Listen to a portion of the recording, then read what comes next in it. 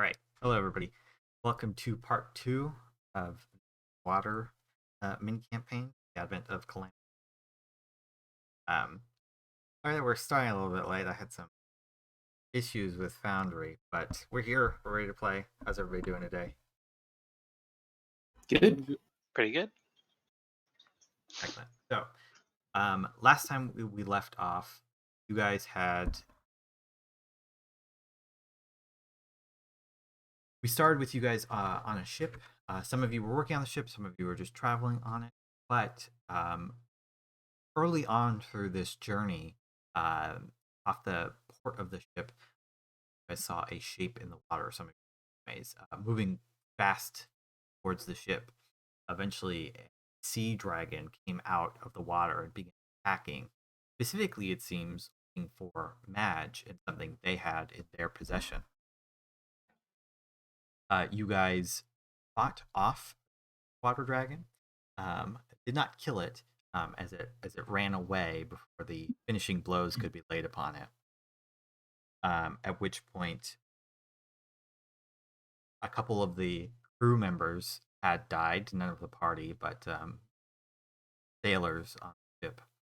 So while they were being prepped for burial at sea, you guys went below deck and discussed what it was that Madge had that had drawn the dragon in.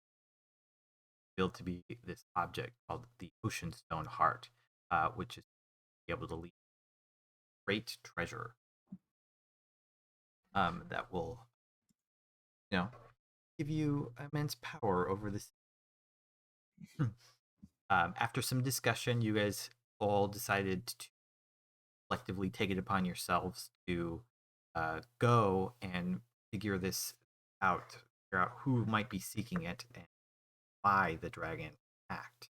Some of you had noticed that wrong with the dragon. Well, it was attacking you, but something seemed altered about it. So, we're still down in the first layer of the ship, or rather, the hull of the ship. As you guys have finished talking about this, you guys have about half a day before you get to CERN, which is the nearest port, where the captain has decided to make port for the time being.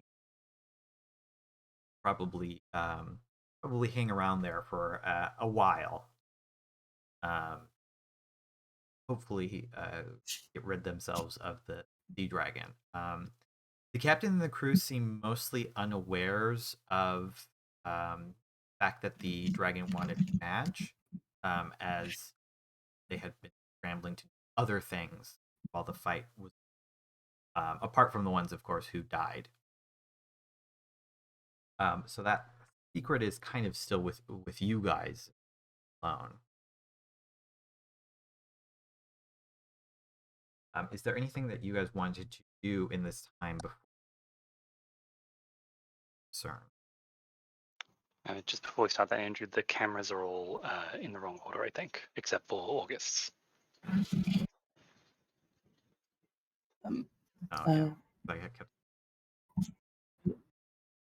Madge, do you have any idea why the if when we try and work out where this heart leads, does it alert something? Is there a reason to not do it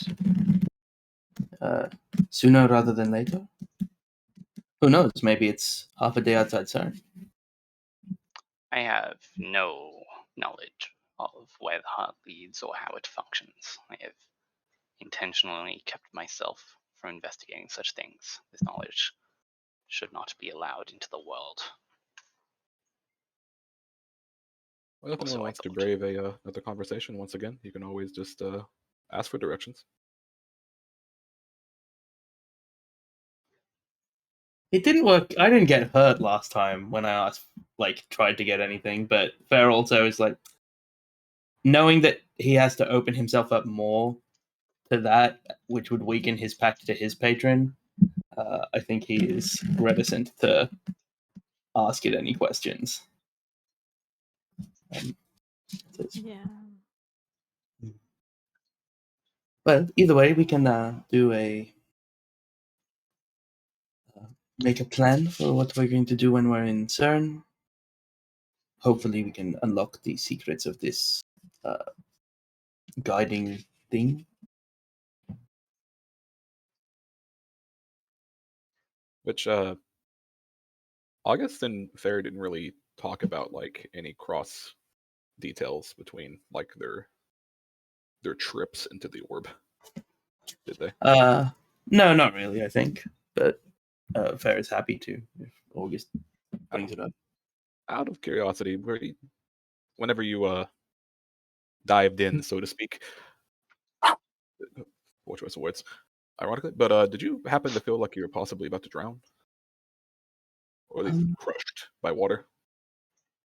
It definitely felt very deep, but I think I was more seeing the consciousness of the whatever it is than an actual physicality. But I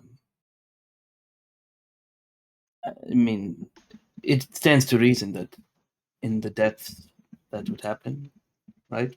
Like Fair looks around. Probably Morgan be like, "That's the thing that I understand about the deeper you go, the like worse it is for you in the water." Yeah, she's nodding along and gives you a small thumbs up. Yeah, I did. So out of curiosity, if this map of ours actually ends up being a map and leads us to this location that we're searching for, what is the possibility / odds of it just pointing us straight down once we're out at sea?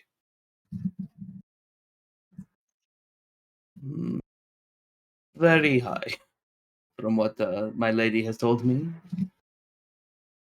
I think the chance that we have to go to the bottom of the ocean is more likely than not.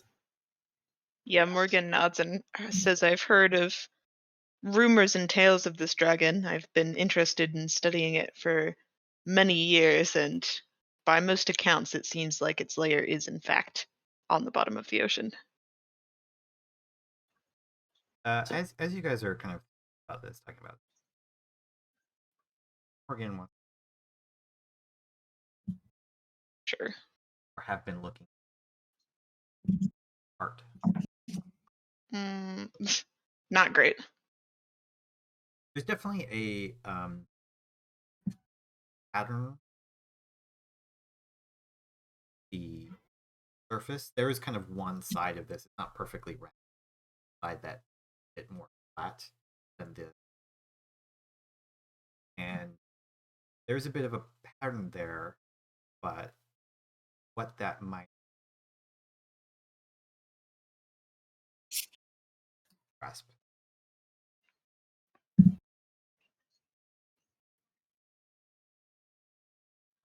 I think as everyone's like a little stumped on it, and as Madge is hearing that these two were able to make contact with something sort of in the hard, Madge decides to give it a try as well, and will cast Speak with Animals, the same way I think Mud did last session, and will say to the heart,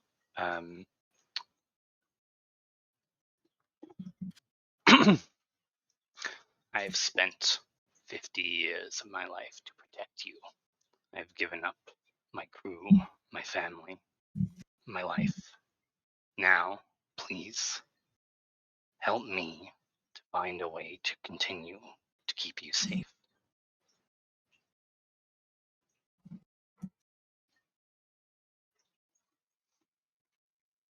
Equation check.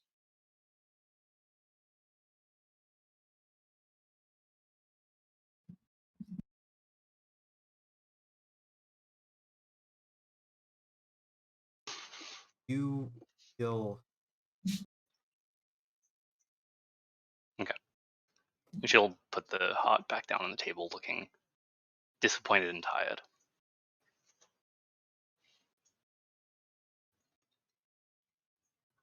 with that, you guys all break. Some of you still have tasks up until the time that you report duties on the ship.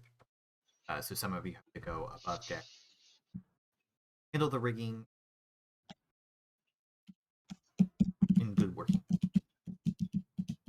The rest of you kind of sit in your cabins or in the dining area, thinking about what you might do. Some of you even drift off to sleep a couple hours before waking again. By the time that the sun is low in the sky, across the orange cast, you guys can see town of CERN. The larger town bordering on the size of a small city. It doesn't have any walls or anything like that, but it does have a large dock area with warehouses, taverns, merchants, all that good stuff. And you are not the only that's kind of port at this. Others free docks. The captain up as some of you are up for deck. You a bit of conversation. Captain goes to portmaster, who is up on the deck, or sorry, up on the dock as this. Alright then. Docking fees are in gold a day. You in a while. But you'll be needing to tell everybody in the town that we were attacked on the way in. Sea dragons about. Smart sailors probably ain't want to go out in this particular weather. We'll be staying here for at least a week before moving on. Dragons move on. Oh. Good business for me, I suppose. A bit worrisome in the long run. For letting us know. Go and tell everybody.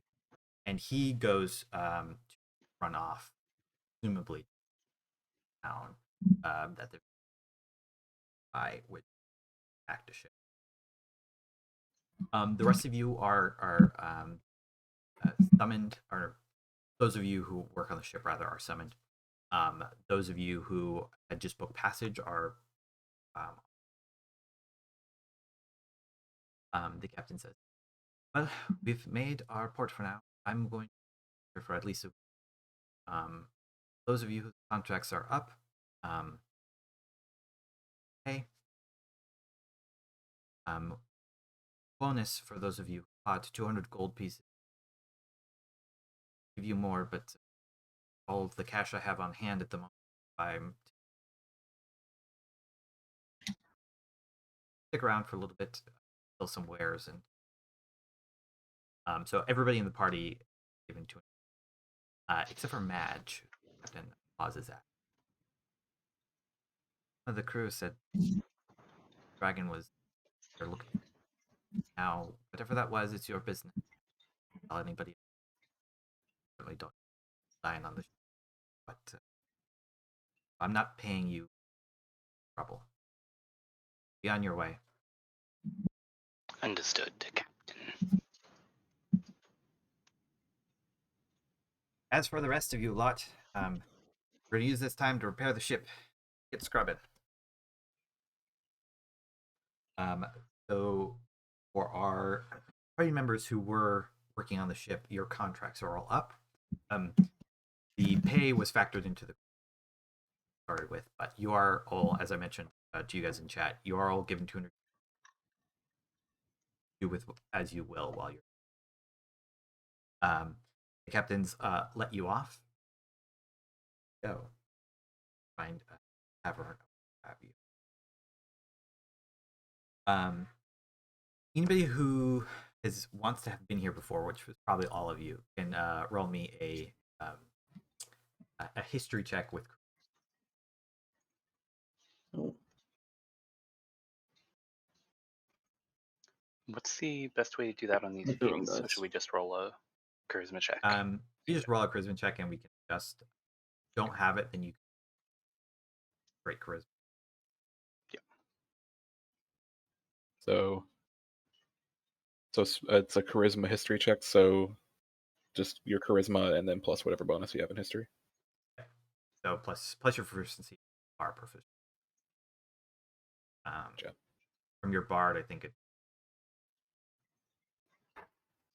It says I have 2, I think. I think if my Because math of is my- right, because I rolled a history check, but adding in wisdom, I think that would be a 28.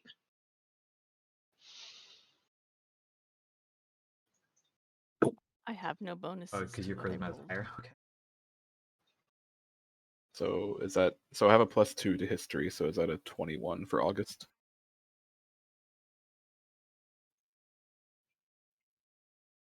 Yes, that would be cool.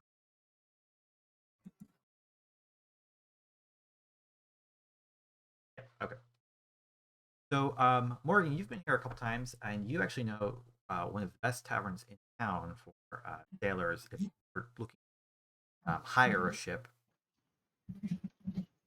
Is pretty close to the docks, although it's a little bit farther away than traditional sailors' taverns might be. It's the Golden Sea. On the lower end of things, but very spacious, large menu, and they always have and a number of times you're kind of familiar with. August, you perhaps frequent a little bit more heel establishment at times, but not. You probably think to go to Fox Tavern, which is more central to town. It tends to be more merchants and stuff like that. People have a bit more. And the rest of you have been here before, but they were don't particularly have a favorite. I'm telling you, we should go to the Drowned Duckling. If you get food poisoning, you get to drink for free the next day. It's like right there. And like fair points to a place that's clearly now closed, like because of all the food poisonings. Health inspectors got to it. And Mud's like, "What's food poisoning?" Like, I Oh, never had that. It's when you eat it's when most people eat something that is prepared very badly or poisonous, and then you are very sick. Yeah, I'll show you. And like starts to make something really like terrible out of everything, and it's just gonna hand it to a random person going by. It's like, well, this is some like slightly old meat. I think But that I think- Morgan thinks that that's funny, but I think she like gently puts her hand on your arm and says, perhaps we should go to a safer establishment. I would recommend the Golden Seahorse. It seems like a place that would be very easy for us to find a ship. Fair has like traveled with Morgan long enough that when Morgan makes a polite suggestion, it normally means it's like with actual knowledge behind it. So it's like, sure, golden that thing, that's fine. Well, personally, if Yeah, anyone's it's looking like, to well- do any shopping, I personally recommend the Silver Fox. A lot of how do you do merchants usually get pretty drunk on this time of day. Easier to talk into some deals. Okay. The stuff to I- breathe I- underwater. Somebody said my audio was a little bit off in Twitch. Hopefully, I fixed it. I adjusted a couple things, but let me know if that's not. Yeah. I think that Morgan's going to say perhaps we could split up, some of us getting materials we'd need for breathing underwater and the others trying to find a ship. I think Fair that enough. sounds. Well, does anybody have preferences? I have worked as a person that sells and acquires things before, so maybe I could try to find the items that we need. And Fair kind of looks over the group, and then after clearly assessing each of you for like different roles, it's like with Kai and Morgan, and then maybe August can deal with the ship. Think you've made a fair assessment? That is often the case. Uh, August looks a little bit sad that he probably won't be going to the Silver Fox to get his like favorite martini or whatever he gets there. But he's like, okay. Morgan, wait, I'm gonna see if I can do a perception check where Morgan would bring you a drink. I feel like that's good enough. Morgan sees you look a little crestfallen, will ask you what your favorite drink is, and will try to sneak it to you somehow. Oh, he is I said martini. He's a straight appletini guy. Okay, Morgan will make a mental note Disgusting. to get an appletini and bring it back to August specifically. Walking down the street of this like rough and tumble seaport with a With a little appletini. glass. It's like a wooden martini glass. They actually Yeah. do this wonderful thing if you ask a favor over the bar. They actually put a little umbrella in the top of it. It's really cute. Yeah, In Imris, Morgan. they invented the mini umbrella first, and then it like sized up to be an actual umbrella. Yeah, they're just like, maybe we shouldn't just have this in drinks. Yeah, Morgan will get one of those for you. August is going to look for the ship. Yes. Yes, I am. Mm-hmm. Okay, Okay. so Mud with the tattered remnants. Well, she has a mariner's leather armor that she walked away from the Marines with because none of the quartermasters wanted to be bothered trying to clean it. But it's still very obviously a Marine outfit, so she's going to go with August and Loom. And when he says we have skilled labor, that's what she's proof. Okay. And she'll make that suggestion that I can go along to prove that we can carry our weight. Really, August can. He's a noodle. Madge looks like very uncomfortable on land. Like ever since we like left the pier, basically. She's been looking, not very comfortable on land. But we'll be like, oh yeah, an opportunity to go back out to like closer to the ocean. I'll come with August, basically. Okay. So August, sorry, go ahead. I want to. I'm going to turn to Fair and say, so how much for a cap of breathing do you think? 460 gold. 460, and I hand over 500. Great. Andrew, can So, I roll to know healing if potions? Bear was intentionally ripping mud off or unintentionally ripping mud off?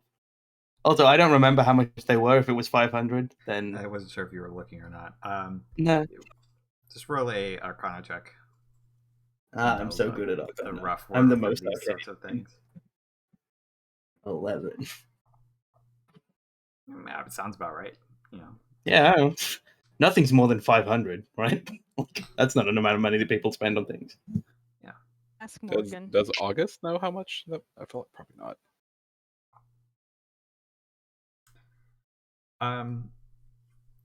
I can also find out the prices and then come back to you all. August, you would think. Let me just double check. No, I would want you to roll as well. Sorry, I thought you were good at Arcana for some reason. Oh no. Are we all just roll to see if we know how much stuff is now? Yeah, just like if this is a reasonable price or not. Morgan, you would know that that's probably not enough money. I just don't think Morgan's gonna care enough to actually mention that. I'm also just going to get quotes for these items and come back to everybody, Yeah. so August I is just take that money. like rubbing his chin. 500 seems about fair. I personally would like a custom order, so it kind of reaches and he gives you 600. Great. All right. Yeah, Fair will facilitate the purchasing stuff that we all worked out during the week. As a quick aside, do I sound okay to you guys? Yeah. Yes. Okay. Yeah, you Yes. sound fine. It's just like I seem to be a little quiet in OBS, and I can't figure out why. Mm. Just through the Discord, you don't sound any different. Okay, well, if people on the stream can hear me, then I'm not going to worry about it right now. Okay, so why don't we follow the people going to the ship first? To look for a ship rather first. So August, what's the game plan here? That's a great question. So I think we talked about before if August had any like contacts with like dock hands or anything like that. Without needing to roll for that. So discussed. what I'm going to want you to do for that, if you're looking for somebody who like you've told a fortune to that you might know, I'm going to do good die, bad die. So I'm going to need you to roll 2d20. One of them's good, one of them's bad, and we'll see what you get. Does anybody recognize Mud from all her work as a Marine and working on ships? You could also try to roll if you want. I'm going to say for you, because the Marines is like very specific, it's going to be a little bit like, you know, you're rolling for different things because the kinds of people that you know are going to be different. Okay. So August, you take a look. You're going like to the ships themselves, right? That was my understanding. Yeah, I'm kind of like walking around the docks, seeing if I recognize anybody. So it is getting later, so there's not, there's more ships than there are people around here at the moment, but you go out anyways. You do remember seeing a couple ships coming in kind of alongside you, so presumably their captains are still out and about. You do see a ship that you remember. You remember telling the captain a fortune for. You had given him a fortune of good luck, that something was going to go right in his business dealings. Whether or not that happened for him, you have no idea, but you know that you were given your gold for the fortune, and he went on his way. The name of the ship is the Crest Runner. It's a for like a transport ship, it's smaller, like a smaller 2-mast type ship. You've never been on it yourself, but you are familiar with the ship and the captain. So as you head up on the deck, you can see they're one of the ships that came in with you, so they're unloading some cargo. The captain, who is it's actually a Gathite, so it's this tall, like, just over 8 foot, kind of slate gray skin, with pupilless, kind of off-white eyes. Big old hat. He's got a huge maul that's kind of just hanging around his waist. To anybody else, it would probably just be like the size of a normal hammer, or proportionally to him, it's just like the size of a normal hammer. He sees you as you are approaching, standing here with Mud and Madge.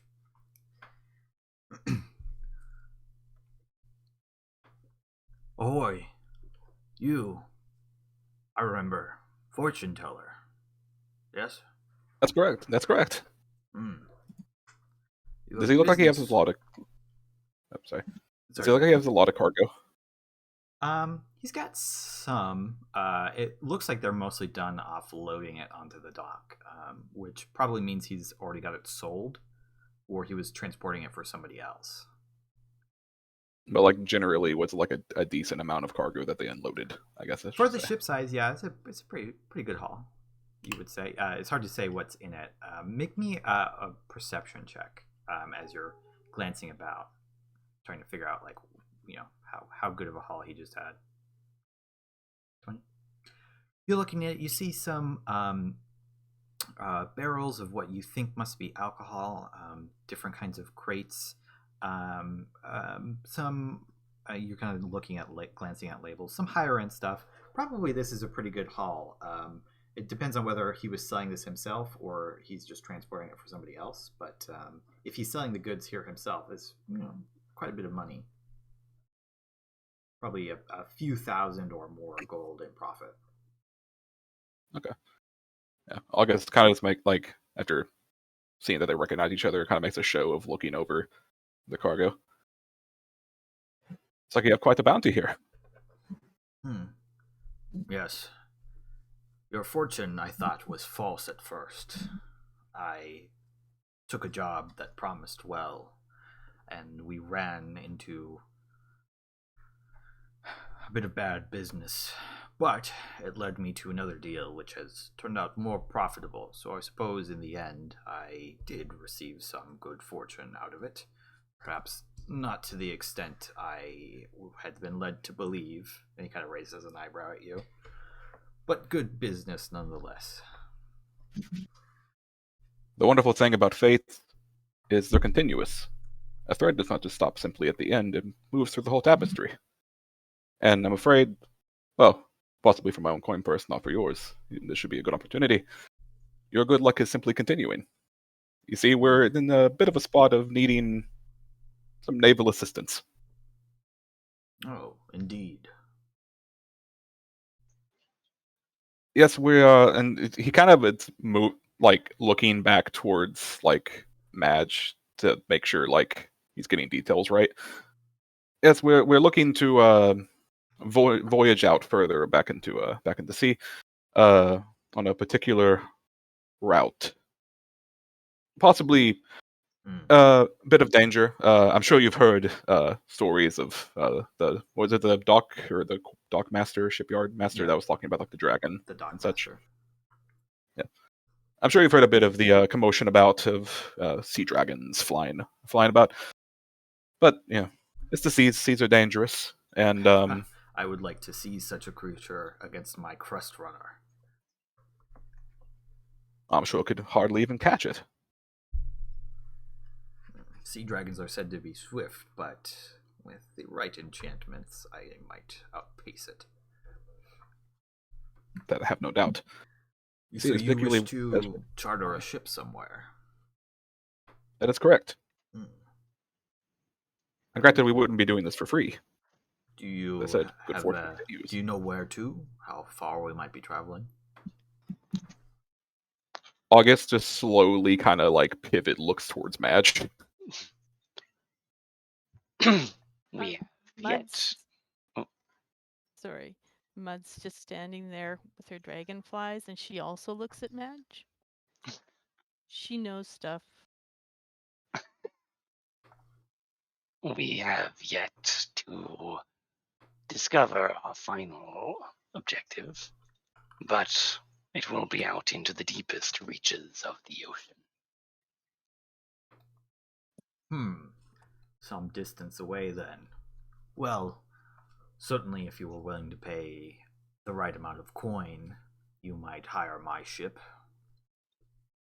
I have no pressing jobs, although I was considering picking up some cargo and sailing north. Turns to Auguste and says, "Is this when we mentioned the loot?" Ah, yes. Thank you for bringing that up. Loot. Yeah, loot. You see, the particular destination we are heading towards, it's not just for our own sightseeing fancy, it's also for the fancy of our own wealth. And as you would be participating in this voyage, yours as well. Hold on. Madge is glaring at August and is not happy about how you phrased our purpose for this journey. But he just doesn't say anything, I think.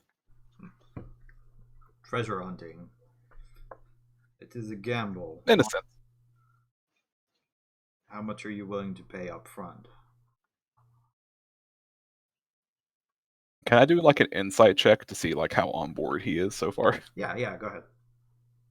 Okay. Give whatever assistance I can. I don't know what I can okay. do. Do you have insight? No. Okay, that's fine. Yeah, August, he's kind of reading you, and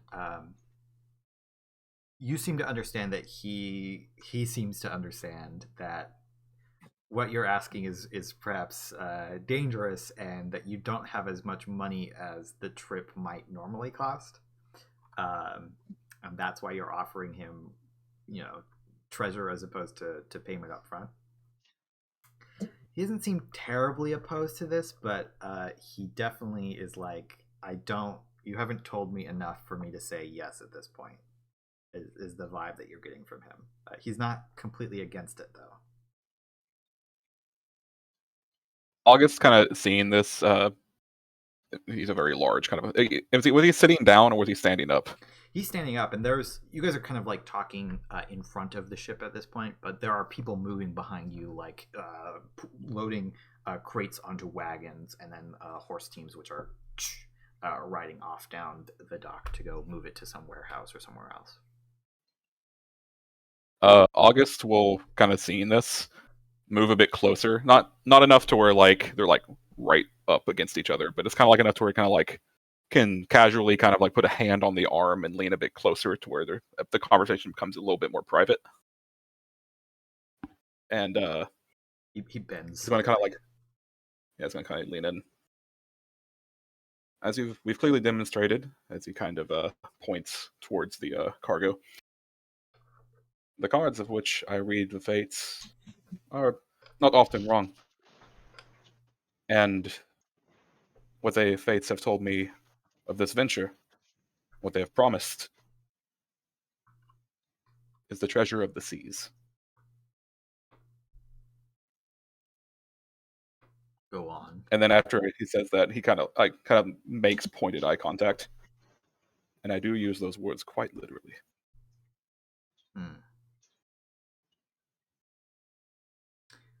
Well, I'm not opposed to such a venture, and as I said, I have no pressing jobs.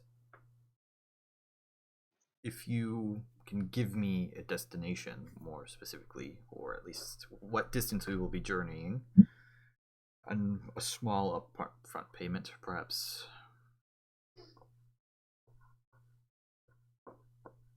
1,000 gold, then I can take you where you need to go. This would be to help outfit my ship. I need to know how much supplies to let aboard, and also I will need to know, is it you three that I am bringing, or are there more? It is a group, 6 of us. 6. That is perfectly accommodable. I can work passage, says Mud. You have I know sailors how to with work you. a ship. I do. Quite a few of the ones coming with us are quite knowledgeable of the seas. And I would be happy to lend my services as a water witch, bending the winds in our favor. I would like to see how fast you can make the Crest Runner go. Very well. If you are also willing to work aboard the ship while we travel, I can bring it down to 750. Enough to outfit a large amount of supplies and what I can only assume to be hazard pay in the event that we run into something, and so that I am not coinless should you fail to return. Seems quite accommodable. Very well. We shall shake on it now. I have not currently picked an inn to stay at. Is there a spot which you are currently residing? We never decided on that, did we? No, you did not. I think the Golden Seahorse was where we were that's leading. where you were heading. Yeah. But it's equally funny if August is like, this place. This nice, and I know. I really want to. What did you say? The drowning duck. I really want to say the drowning duck. Actually, I think it was meant to be the drowning duckling when I said it. If I didn't say it that way, it was meant to be a sadder one than the drowning duck. It's not sad. Yeah, It's a full-grown duck. It's a baby duck that you've drowned. The drowning duck is on the other side of CERN. It's actually a franchise. Slightly nicer the drowning duck. Yeah, the duckling just didn't make it. It had to close down. They had to go back to their first spot. All right. August will consider it for a moment. Oh shit! I'm trying to remember what the actual inn's name is now. I think it's a Golden Seahorse. Yeah, the Golden Seahorse was the sailor inn that I told you about. The Silver Fox was the nicer one that you knew of. That was like more upscale. Okay, good. I was straight up going to say the Golden Fox for a second. That was going to be very confusing. Combine the two. That's how that Golden Fox gets all their business. Golden Seahorse. I have not. They're pretty bad in some time. Very well. I will book accommodations there so that you might find me easier. Let me know when you are more prepared to set off, and I will get things ready. I will not be able to leave until at least the morning, as I have to finish unloading this cargo and give my crew a chance for some shore leave. We will come find you post-haste once we have made the accommodations we require.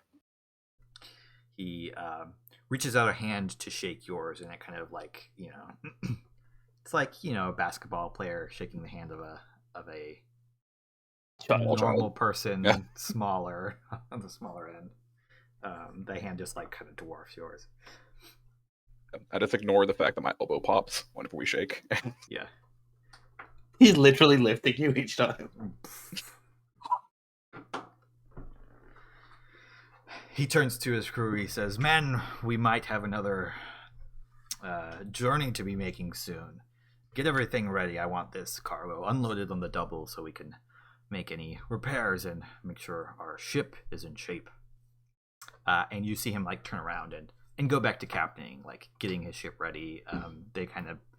They were kind of like lazily doing all this because they thought like, oh, we're going to be in town for a little bit. I'm not in a hurry. But as he says this, it's not a huge crew because it's a smaller ship, but they kind of pick up their pace and begin moving the cargo far more quickly. And he's kind of written you guys off at this point. While that's happening, why don't we jump over to the others? So, Fair, Morgan, and Ty, what are you guys doing? I think as we're walking to the Silver Fox, Fair is looking at the other two and saying, "Do you have any idea of how we should approach trying to acquire these items?" I think cinematically, we see people occasionally walking in front of Fair, and he's just disguised selfing into like these different characters. It's just like, we could do that. You are a noble woman, Morgan, and looking to acquire some trinkets. And he like appears next as like a dwarven auctioneer with a top hat and says, "Or we could do a thing where we're trying to like pit them against each other to get the lowest price, something like that." He comes out of it as like basically looking like Fair but a high elf. But I'm open for other suggestions. I think Morgan is like laughing at your quick transformations, but says, I feel that three of us can probably talk our way to a better deal. I'm not sure if we need the theatrics, though I do find them rather entertaining. I will follow your lead. Fair looks at Ty, who he knows much less about, so might have an idea that isn't just follow my lead. Depends on what part of town you want to go into. I did like the idea of August of finding the merchants when they're at their most drunk. Morgan nods and says, and perhaps if they aren't, we can help them along with a drinking game of sorts or a bet. I think that's a good idea. +1. Morgan, on that note, you're kind of thinking, you would know that if you're looking for like, oh, did we lose somebody? Or just camera? Sami. Yeah, we lost Sami. Hopefully they come back. Sorry, the cameras are going to be a little bit. Let me put on audio. If they're not back in a minute, I'll go look. Okay. When we're finished, I guess makes more sense. That's good. You are kind of like thinking, where could we go? You do know of if you're going to go look for merchants, then the Silver Fox. There is one particular seller of antiques and magical goods who frequents that establishment, who you've met before in the past. You could try to talk to them. They're a old human by the name of Merrick. You've met them once or twice. They're a bit eccentric, but they tend to have, if you're looking for things in CERN of a magical nature, they're a good first place to stop. Their shop is probably closed by now, so the inn is probably your best bet to find them. If I we think we're on to head over to that. Okay. Yeah. You head down, passing by people kind of finishing up their day. heading on home or going to a tavern in a group. It is, by this time, late summer, getting on towards fall. So the air is warm and pleasant still, and people are out and about, laughing, having a good time. You eventually find yourself at the Silver Fox. It's a very nice. It's mostly a tavern. They do have some rooms, but it's mostly a tavern. It's got a very large tap room with lots of sections and alcoves. So there's lots of room for privacy in this particular area for chatting, making deals, that kind of thing. It's not a wide open floor plan. That's a bit more raucous and for having a party. This is a bit more slightly laid back atmosphere. It's also a little bit darker. There are some light cantrips permanently affixed to different posts, but they're a very warm glow in this space. And so that's where you walk in. Can I get the three of you to make me perception checks as you do so? Morgan looks about, seeing nothing. Wow, you're all really bad. Okay. You're kind of looking about. When Ty, you spot what seems to be Merrick sitting alone in a corner. He's got a book out in front of him and a goblet of wine that's filled almost to the brim of this reddish wine. The other two you're like, why is it so dark in here? Like, this is wholly unnecessary. It's literal devil sight. Yeah. You can see just fine. It's just weird. They've placed the candles in a way that makes it annoying. Yeah, it's just like you see through 3 different shades of color. It's like Bear has ended up just being himself at this point, because nobody was on board with an elaborate heist plan.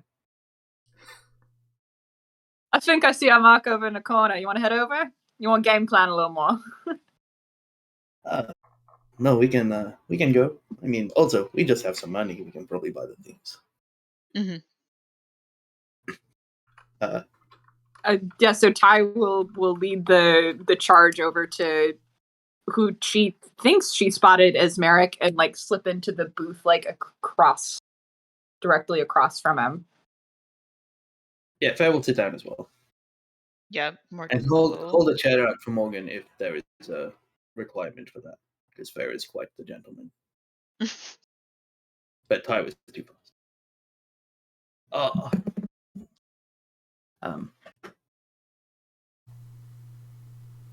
Yeah, Fair has never met Merrick, so he's just assuming that this is the right person, and will say, so, here you are the person to talk to about acquiring trinkets and magical things. Sorry, I'm just trying to see real quick. Specifically. If I can fix... It's a dead man sitting at a table. He's passed out drunk. Okay, somebody said I was quiet, so hopefully... I hope I'm not too loud now, but hopefully that fixed it. Maybe not. Maybe I just made it sound awful. So you approach him. He goes, yes? Who is it? It's a couple old mates. Looking for... Oh, Morgan. Right. Ty. Hello. Takes a sip of wine. Well, what can I do the pleasure of your business? Wait. What can I do you? Ty waves a waiter over and it's like, I will pay to have this goblet filled back up to the brim after that sip. Okay. A waiter comes over and with a pitcher pours it out. Yeah, Fair will also order a goblet of wine. Okay. Morgan orders an appletini. An appletini. A gnomish Specifically for her. Waitress kind of runs up, quickly takes your orders, pouring some drinks before retreating. They do have food here if you guys are hungry. They are currently serving a roasted veal along with some greenery is kind of like the headlining dish, but they have soups and more common fare as well. I guess Fair will order food. I have a very limited amount of money, and we already agreed upon a price for an item, and I am going into that to buy this food. So Yeah, Morgan is gonna wait until we hear what the price is before ordering anything more than just one drink. The gnomish waitress says, "Oh, well, the price for dinner would be 3 silver pieces. Pitchers of wine, 2 silver apiece. Your friend here has already paid for one, and I'm taking it that you're going to be having another." I've known Morgan for half a century. Yeah. Do I know where Morgan keeps her money? Because I'll just pickpocket Morgan and pay that way. Now wait a second. If I can know that. If I can know. I think when you should be Morgan- allowed to know, but I'm definitely gonna try and like counter roll. Sure, that's fine. I feel like Fair does this a lot as well, like a lot. Would that be like Make sleight a of hand sleight versus yeah, perception? sleight of hand versus perception check. This is an outrage. Wow. Morgan, you see Fair go to quickly. Not. I don't even think really grab like the whole coin purse, but just reach in and take out some coins. Yeah, the exact amount. I think that she's gonna is still trying to be very prim and proper while talking to, is his name Merrick? Merrick, but she's gonna a little harder than she needs to slap your hand away, but Oh, is still was looking at. Was that not mine? I reach into my own coin purse and pay.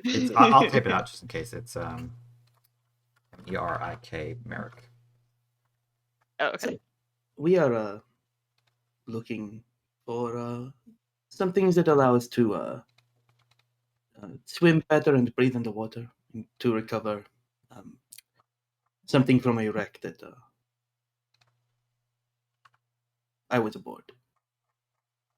Ah, well, I could be helping with that. I've got many things. A cloak of the mana ray might help. Caps of water breathing. Potions of water breathing. What is your... Certainly, the cloak of the mana ray is a fine item to use for this. So we would definitely be interested in that. And then also the caps of water breathing. There are several of us, and the more of them, probably the better. Well, the cloak will run you 1,000 gold pieces. I can tell you the caps for 600 each, and I also have these a little bit more limited items. They are called breathing bubbles. They only last for about an hour, so if you're planning on diving deep for a long time, not as useful. They need a full day to recharge, but they're only 200 gold. And how many of the caps did you say you had? Well, I've got 2 at the moment. If you're willing to wait, I might be able to get some more after a week or so. Well, all right. I've only got the 1 cloak. How much? I will. How much were the caps? 600. I will. And Fair leans in really conspiratorially. Takes a sip of wine first. It's because they're drinking now and they're friends, and says, I will level with you. The ship upon which I was sailing, it was carrying a sealed box from a dwarven ruin. Some of the crew passed away, and it was deep enough at sea that the recovery, if we get there quickly, we will be able to recover the box. How about you give us a 10% discount on all of the items, and I'll give you the first option for sale of the antiques, and reciprocate the 10% discount. Make a deception check.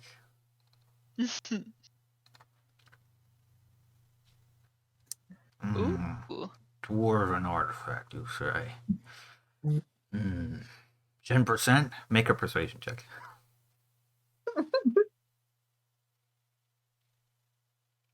Oh, Why is that the bad one? It teetered on the 18th. Wait, can Morgan's prior association give me advantage? Or Morgan being persuasive? Or Ty being persuasive? Yeah, Morgan has expertise in persuasion, so she can. Sure. What do you Can I say to that him? she like?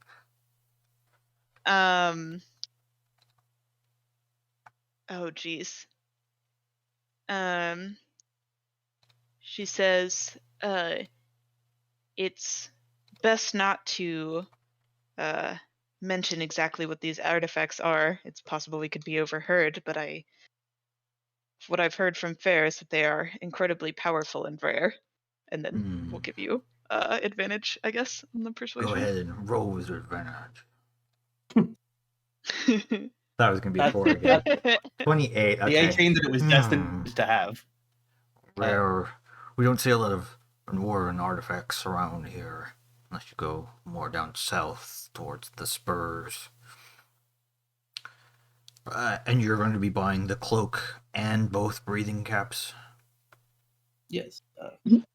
That's Very well. the safest. We have some other ways, but I can give you a 10% discount for that, and the promise of first sale on any retrieved goods. Fair nods and like pulls out a sheaf of like paper and begins writing a thing saying that I, Ferzol Iloridoran of the Talentfilgon Iloridorans, agreed to give first option on any dwarven artifacts recovered from the wreck of etc. etc. etc. etc. And then signs it at the bottom. Very professional. Which is not at this point. That if we recover, Yeah. Yeah, artifacts, maybe we'll find Yeah. one. I would also almost always, if we're going to sell something, I'll still sell it to this guy first. But like, Yeah. I want the option to not have to. He borrows your quill and signs his name, Merrick Lavelle. Yeah, Well, Fair has then. an extremely expansive like signature that takes up like an entire line of this parchment. It's a real John Hancock. Yeah. His handwriting is much smaller and much neater. Very nice penmanship, although perhaps a little shaky. Well then, are you going to be needing your purchase goods now, or you mind wait until the morning? I'm sure we can pick it up in the morning from your shop. I think Morgan mentioned that she knew where that was. So. Very well. Shop opens most days at daybreak. Morgan, you know where to find me. And Morgan nods politely. he downs his goblet before the gnome comes in. Pours more in, filling it up once more. Sure, Fair's happy to, if Merrick is happy to sit here and like share stories. Yeah, he asks you, he's different like, artifacts that we found. so this dwarven artifact, what kinds of treasures might be found within it? It came from a dwarven hold that had been anciently sealed and protected by a phoenix, and the chest itself was emblazoned with like a phoenix on the top. And then one of the items, the only one that I had the privy to see, I was traveling with a very secretive dwarf at the time. It was a one of the little hammers, the hammers that throw hammers, and it had a red sheen over the top of like a burnished red metal in the emblazoned side, is like shape of a phoenix. But it was a heavy box. There may have just been many of those hammers, I suppose. But Phoenix forged metals. Very interesting. Worth a pretty penny. And then Fair will tell the full story of like going to that place, the part that's not a lie about this box of hammers. Yeah. But because I think he mentioned it to Morgan before, and Morgan was interested too. So. Yeah, But Morgan is like nodding along enthusiastically, like she giving like credibility to the story because she knows that parts of it are true, but yeah, I don't have perfect all of recall it. from something that happened in a campaign 18 months ago. That's good. You regale Merrick with this story of, venturing down into this dwarven hold, battling through traps, and eventually a great phoenix, which was living inside this forge. and reclaiming the hold as well as many different kinds of treasures from it. I will also, having been given the money already by August and Mud, count out the 10%, so 540 for each of the things and 910, so 1080. Count out 1990 gold. Okay. So it's 600, 500. You're giving him a 10% tip? No, Or I'm 10 giving gold him tip? no. He's giving me a 10% discount, right? Yeah, so it would be 1980. Yeah, no, so I'm giving him 1980. I'm just working out how much of Fair's money is actually getting spent. Ah, right. Because that's the relevant thing. So I'm definitely spending the 1100 from there. So I've spent 890. So I Morgan actually will also. I was gonna say Morgan will give money for. Which would you say of these items is the most fashionable? Because she would want that one. Probably the cloak would be the most fashionable. The Cloak of the Man, right? She'll. I'm taking the cloak. So you can give it Oh. for a more fashionable cloak, but I'm going to take it. One of the caps okay. we've established is a Yeah, August what's is it getting called? a muffin. A muffin like cap. hat. Yeah. Okay. So Morgan will give you 540 for one of the caps. And So I there's only can- 2 caps, right? And Mud and August already wanted to buy them. Yep, there's only 2 caps. That's correct. Okay. So I guess that's just the cloak left then. Yeah, and Fair's buying the cloak. Oh shit. I will Okay. spot you. I will spy 40% of that cloak. Since I will be. Sure. Yeah, I think Fair will take it while we're doing this transaction now, but give it back to you. I don't actually care that much about the money. I mean, he's also happy to sell you the breathing bubbles and potions of water breathing if you need more stuff.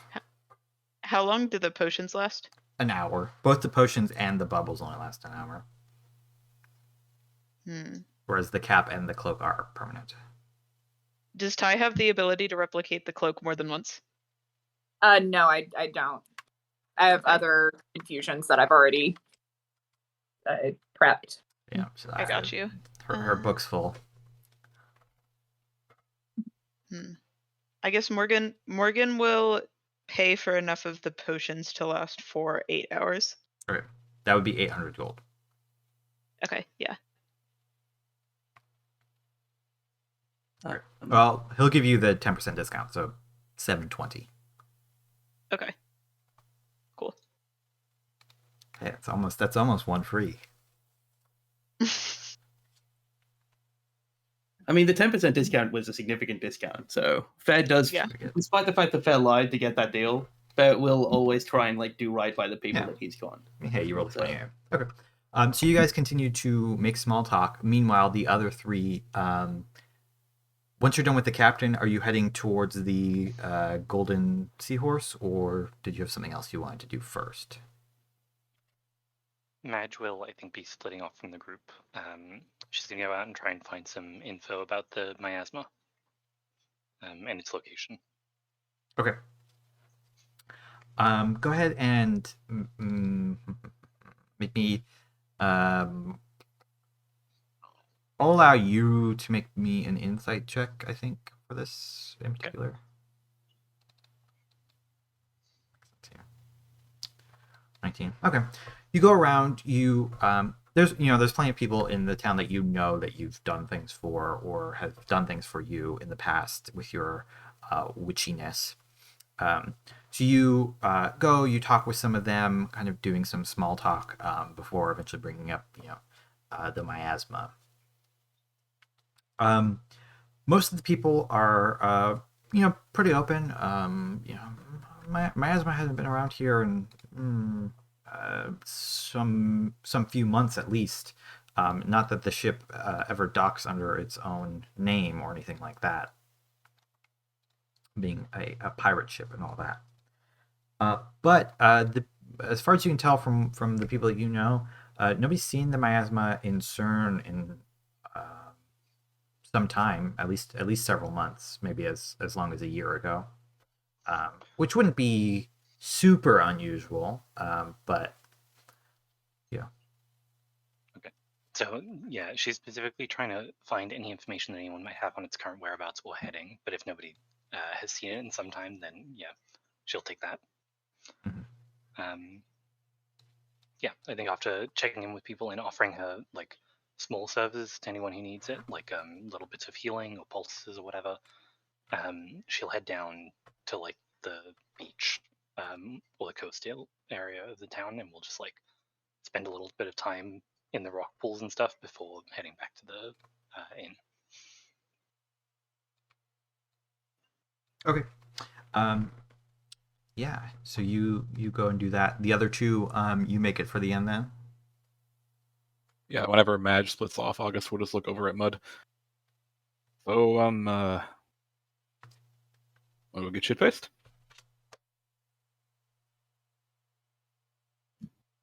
Sure. Cool. Okay. Yes. The two of you enter into the Golden Seahorse, and The it nicest tavern in CERN. is to get- about as different from the Silver Fox as two inns can get without being completely unsuitable for anybody to stay there whatsoever. The Golden Seahorse, it's rough and tumble. It's nice enough, but all the tables are like marked by different sailors, like with initials or hearts or just like expletives. The bar itself, the bar is kept a bit cleaner and free of such graffiti. There's no fire going at the moment, just because it's warm enough out that it's not necessary, even here in the north. But the windows are open. They are glass as opposed to being wood shutters, so at least it makes enough money to have those kinds of amenities. It is pretty full, however. The docks were pretty busy with ships, so there's lots of sailors in here drinking, laughing, kind of having a good time and whatnot. You could see a drinking contest going on in one corner, some people arm wrestling, and there's a couple empty tables which you are free to sit at, or you might elect to choose the bar, which is only about half full at the moment. August will Question. venture to the bar. Yes, what was the question? My iron stomach, how well does that prevent me from getting drunk? It certainly helps. It would, if we're doing any kinds of contests, I would give you advantage. Because that could be a way Mud makes some of her money, is drinking contests. Yeah, people do know this about have- dwarves and dwarfkin, though. So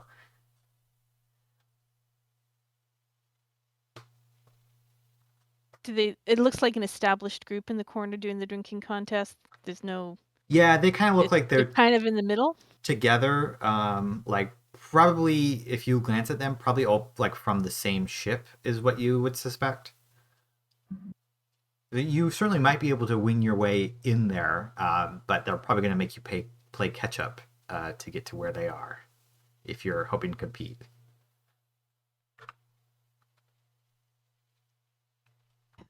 Mud just gave 500 of her money to Fair, so she's like, well, she's gonna watch for a while and see what kind of how it looks like it's going. Okay. You begin to watch for a little bit. So you head over with August to the bar. August, the bartender, the large burly woman said, "Boy, what can I get you?" Yes, is there a house special, or is it just that? And I kind of just look at probably what I'm assuming everyone's just drinking, like ale.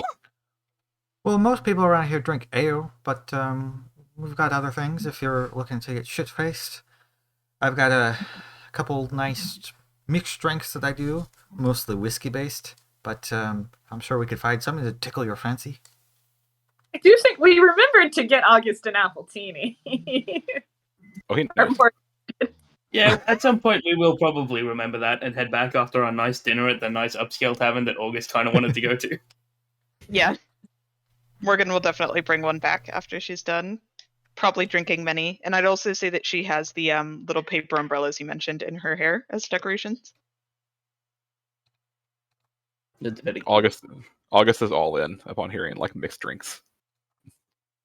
And Mud wants to know what they're drinking in the drinking contest. Sample. Oh, those fellows over there. Well, they're currently imbibing some melon liqueur, which I brew myself. It sounds a bit fancy, but I promise you, it's a homebrew specialty, and it kicks. One of those. Melon Okay. liqueur, you say? Mud'll try it. Yes, it's very strong. Yep. I would also fellow like to such as take yourself might want to water it down a little bit. Perhaps, I think I've got some... No, that's okay. Straight up. Oh, not for you, dear. I'm talking about for your thin fellow over here. He doesn't... I'm not sure you could handle it, son. Oh, not at all. Please do. Okay. Mud's just shaking her head. It's like, yeah, don't. One straight up for Mud. Or for this one here. So they bring you a couple drinks. Mud, yours is just like a... it's like a sizable tankard full. It's like sweet, and you taste it. It kind of reminds you a little bit of mead, but it doesn't have any honey in it. It is quite potent, though. August. It is fruity, and they serve it to you in what is probably like mixed with some just juice that they have lying about. It doesn't taste bad. It's certainly no appletini. Mud is just going to throw hers back and wait to see what kind of effect it has. Okay, you down it. Kind of like jiggles a little bit to feel it sloshing around.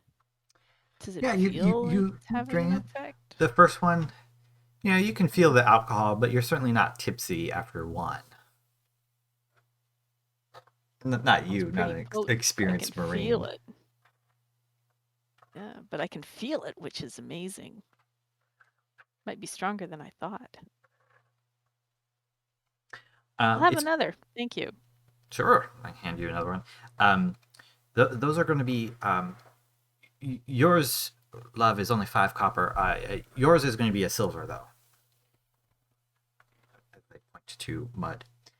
It's probably around this time that Thayer, Ty, and Morgan are entering into the Golden Seahorse. You guys the other 3 had spent some time going up and down the docks.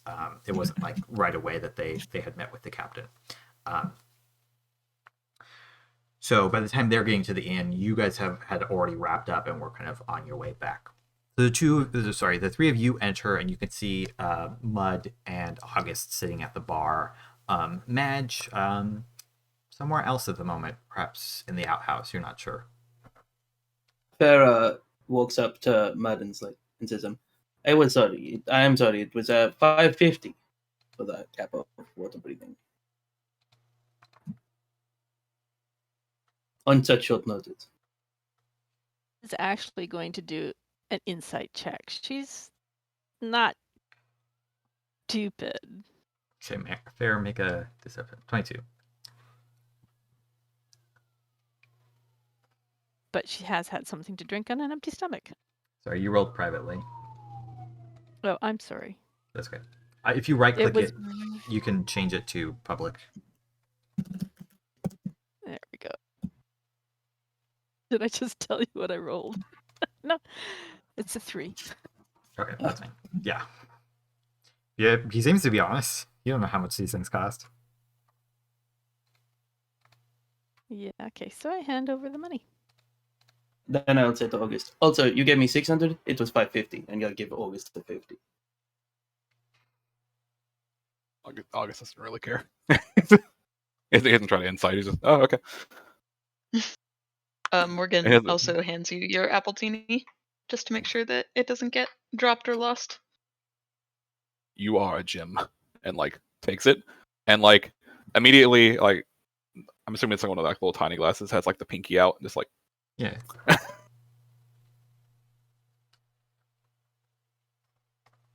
The bartender quickly takes the 3 of your orders as well, offering you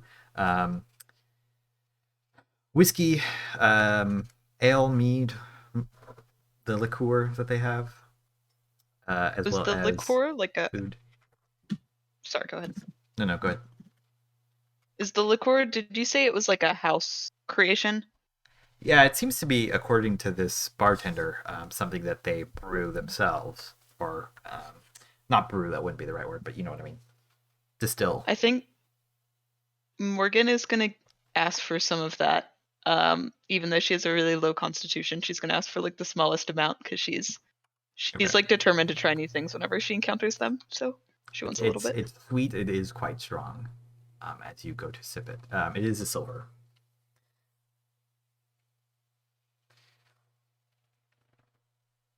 Is there so you mentioned their arm wrestling, drinking competition. Are any of the people in this bar like particularly suspicious looking in any capacity? Or like what specifics of the individuals that we have here? Sure. Go ahead and let me think. I think I would want you to make an insight check here to try to figure out the reputability of the crowd. I mean, you can see them. It's largely sailors scanning about. It doesn't seem to be. This isn't quite like a pirate bar as you're looking about. You know, you've been around pirates. They don't quite have that demeanor. You think this is mostly like sailors, merchant ship sailors, that kind of thing, cargo ship sailors. So certainly a bit more on the rough side. Probably not opposed to getting into a fist fight, but you're not really worried about getting knifed for your coin purse here is kind of where you're at. Like if you call somebody a name, you're going to get in a fight, but they probably won't kill you over it. Okay. Unless, I mean, it depends on what you say exactly. That's just give me some time. I need to think about it.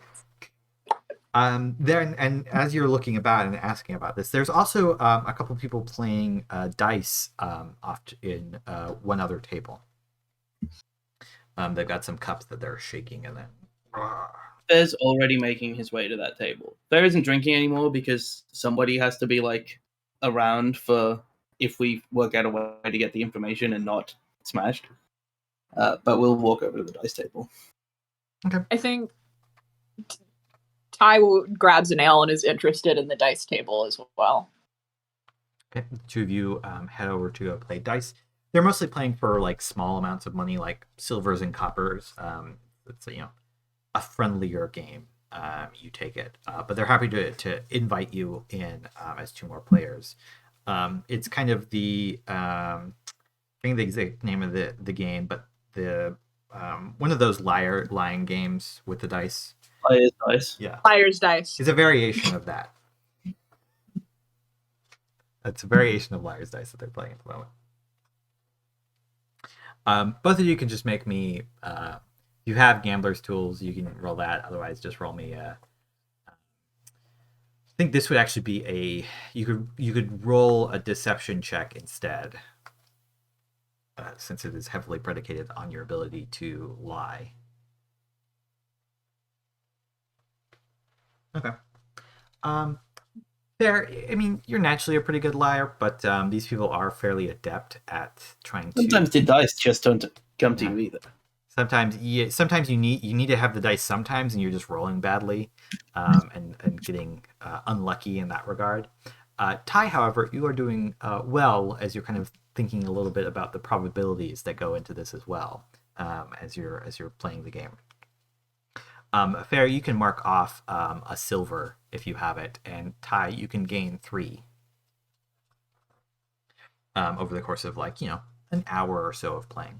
Like I said, they're playing for pretty small amounts generally. It's more about having fun playing the game than for the money, at least at the moment. Perhaps if you wait a little bit, it might get higher stakes. Around this time, sorry, go ahead. I was going to say, in the middle of playing, there's a moment where Fair leans over to Ty and says, "If we all tried to talk to the heart and it didn't answer, maybe the heart is just the answer, and we should look at it more carefully. Maybe if you break it open, it will do something." Madge And I'll try and silently pickpocket seething Ty somewhere in the while distance. that's happening to get my silver back. Okay. I'm not actually going to pickpocket Ty. I know Morgan well enough to know that there's no repercussions. Ty might shoot a cannon at me. As you're Try to pick your pocket while you lean over and do that. try to pick your, Just- Are you try just to trying to pickpocket him. pickpocket each other at the same time? No, Well, Fair wouldn't, but Fair also won't notice you trying to pickpocket him. So. Well, around the time the pickpocket is happening is when Madge rejoins the group, entering into this tavern. Which is Can I kind of just ask if Yes. Mud notices Ty pickpocketing Fair? let me take a look. Perception isn't great. I don't know what my passive is. But No, you my only got- active is a +1. No, Dang, it 'cause would. I'd love to They're do sitting that. away from you now at this point since they're over there gambling. So it would have to be higher than that to have a chance of noticing this going on. Any money that Ty is putting into this game is just money that she has grabbed from Fair's purse. Okay. Yeah, the only purse of money that Fair has accessible to somebody that isn't basically touching his skin only has silver and copper in it anyway, so he doesn't care about it that much. Madge, you can see some of your companions over there gambling. Most of the rest of them at the bar having drinks. Mud, by this time you've gone through 3 of these things, and you can make me a Constitution check with advantage.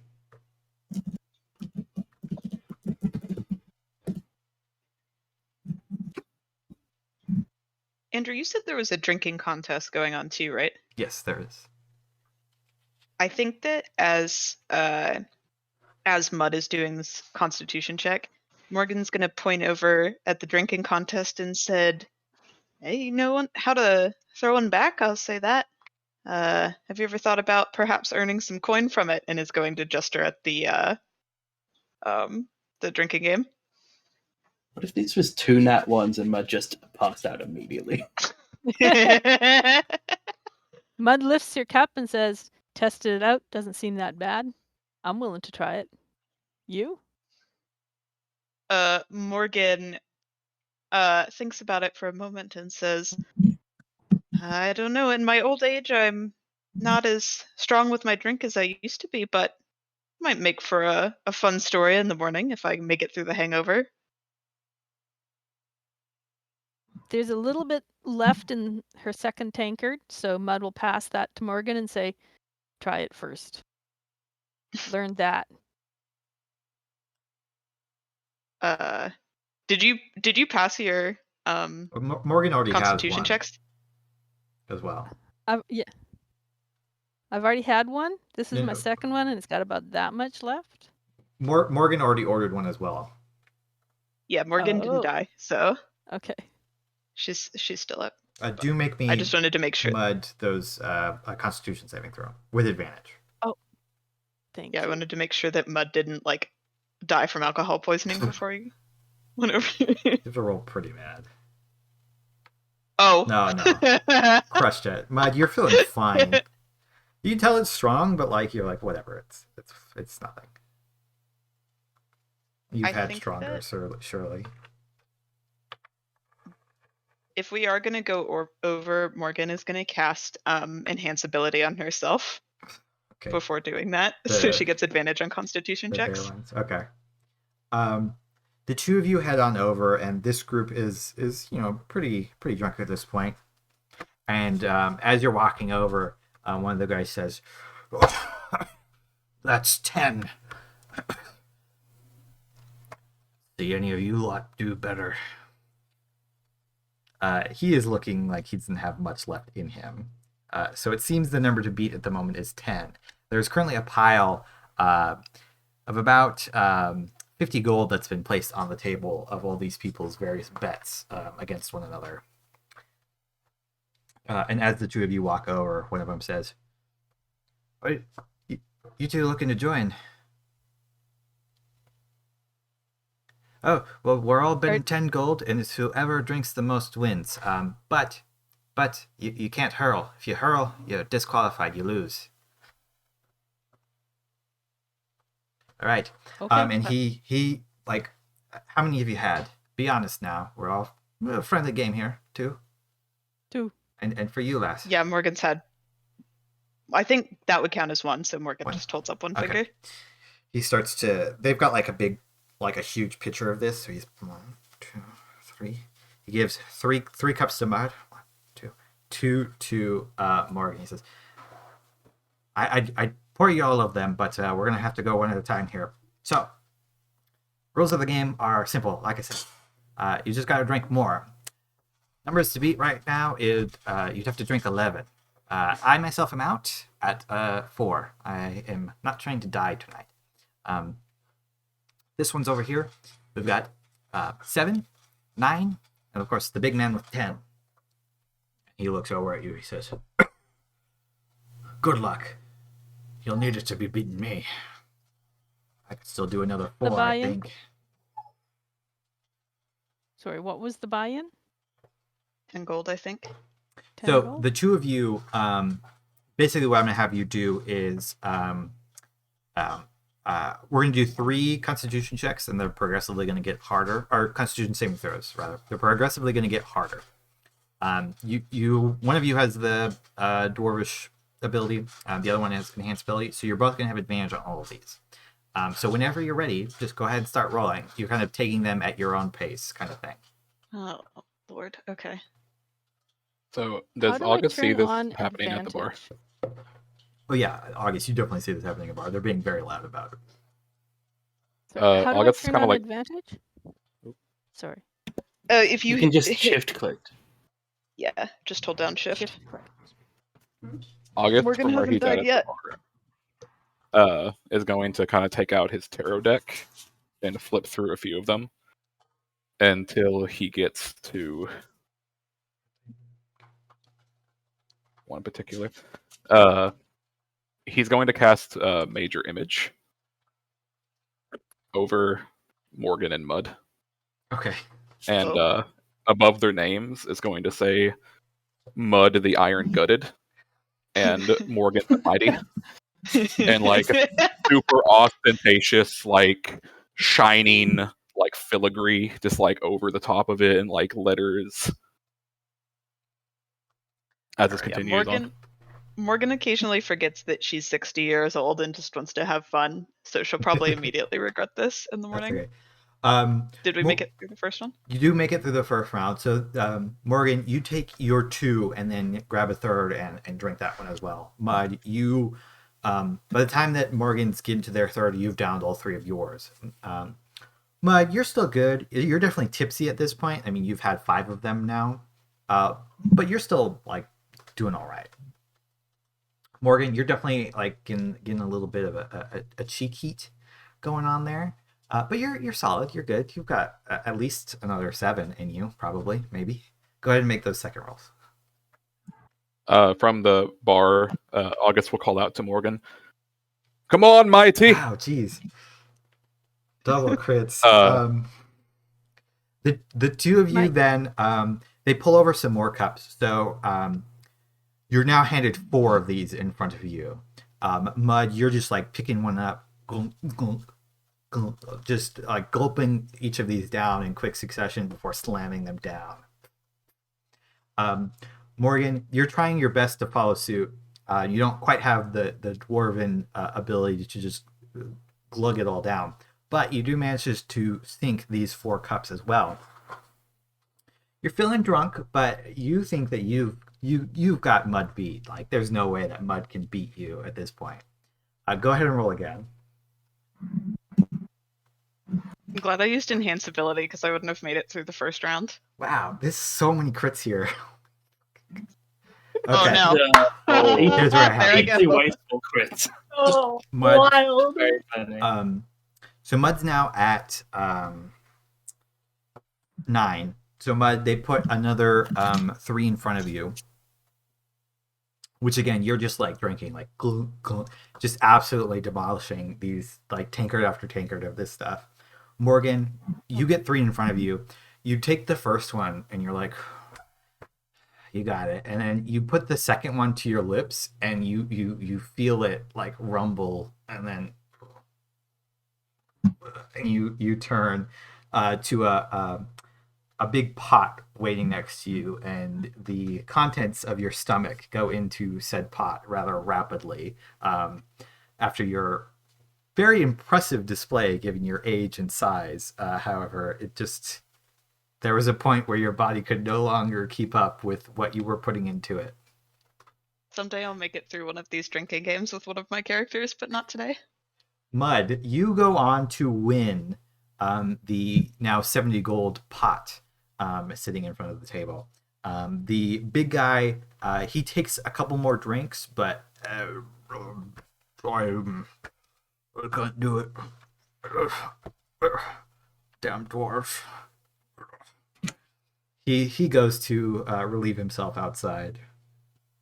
I'd like to say that my dragonflies that are swarming around, they're flying kind of like erratically and bumping into each other, and the drunkenness that Mud is not feeling, they are expressing. It looks very That's pretty. beautiful. Underneath I love these dragonflies so much. So how Couple of much them are on gold the did I table, win? like I think you got a lot. 70, wasn't it? 70. Yep, 70 gold pieces. Excellent.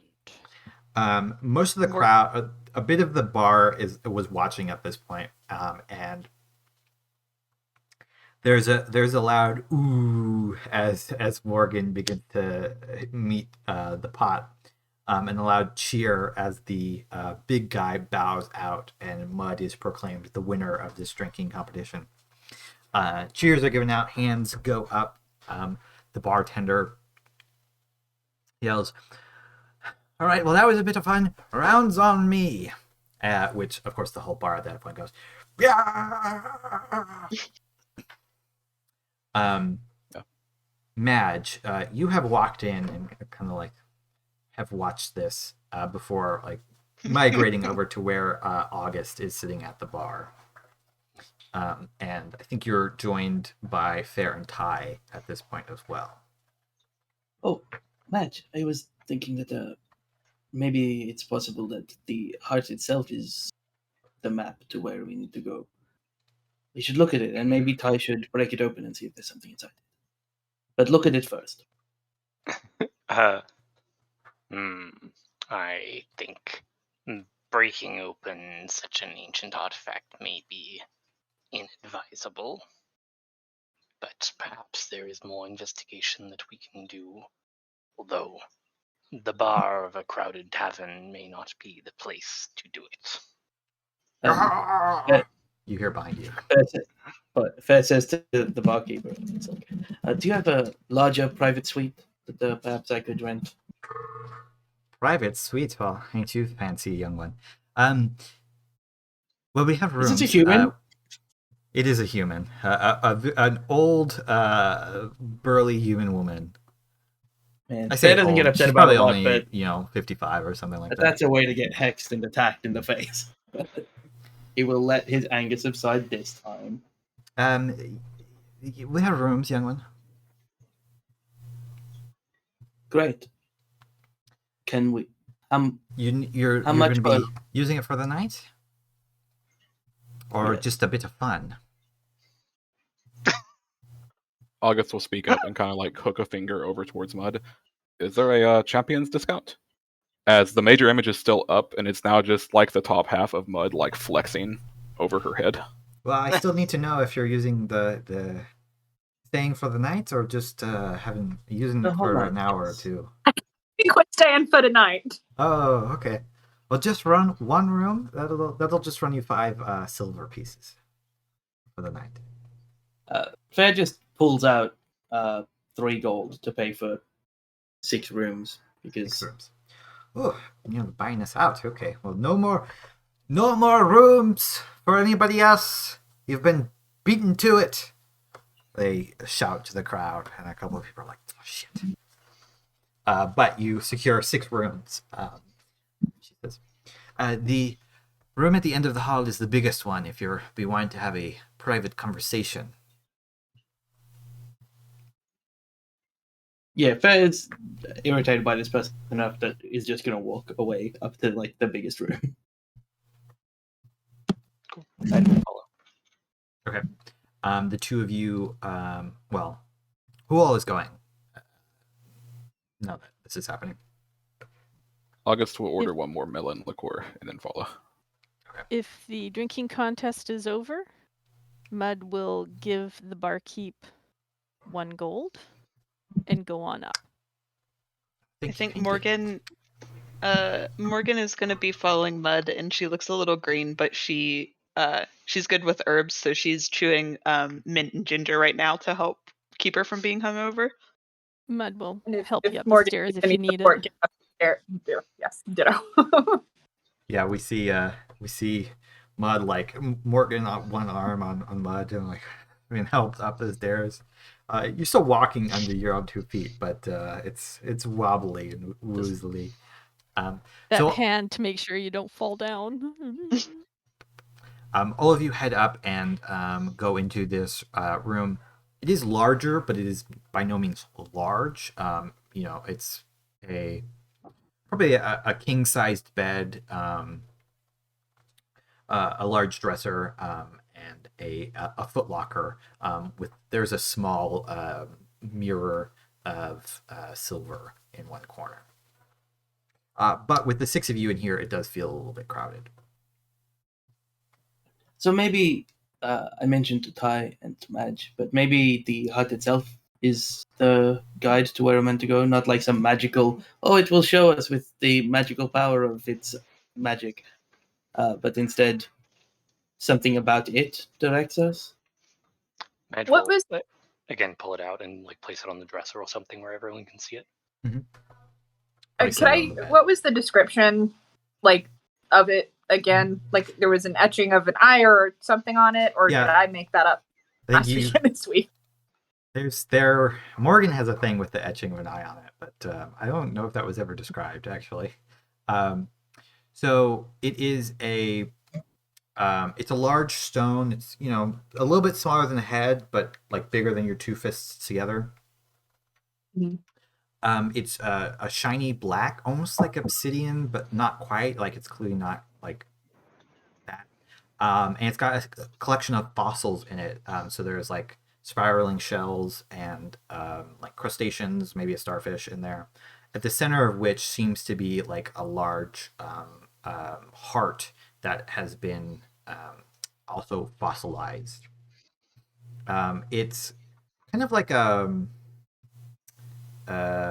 half a sphere almost. It's not quite that perfect though. It's jagged a little bit on the sides, but the flat of it is fairly flat, which is why it has the impression that it could go onto something and fit flush into a crevice or slot of some kind. On the face of it, the shells and starfish and whatnot, along with the heart, they seem to make a pattern.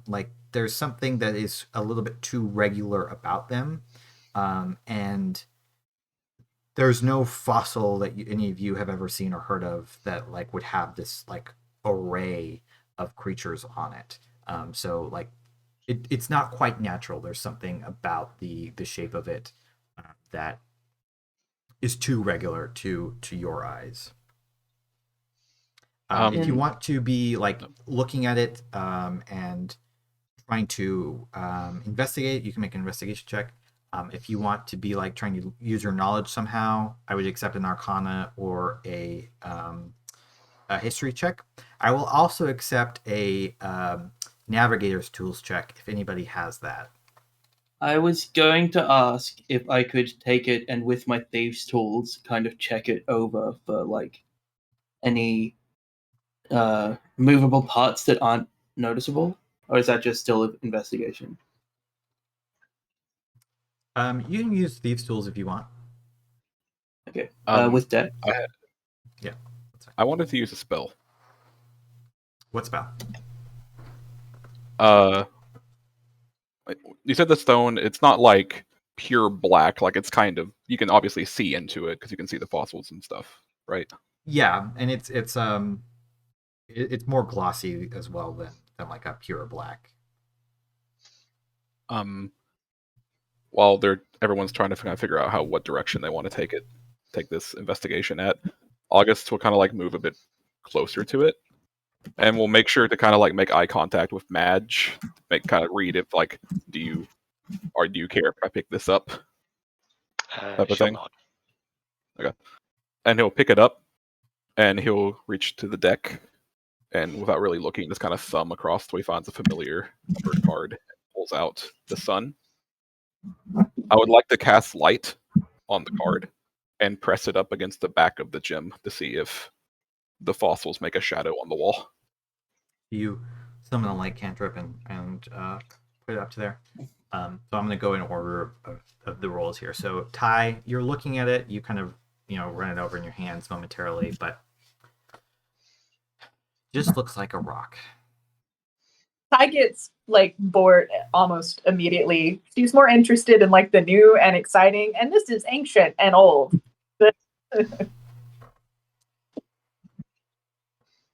Okay. I'll do lowest to highest. So, Mud, you're taking a look at it. It's definitely not a natural fossil. To your eyes. Do I recognize any of the fossils as being abnormal, or are they similar to what we would see today?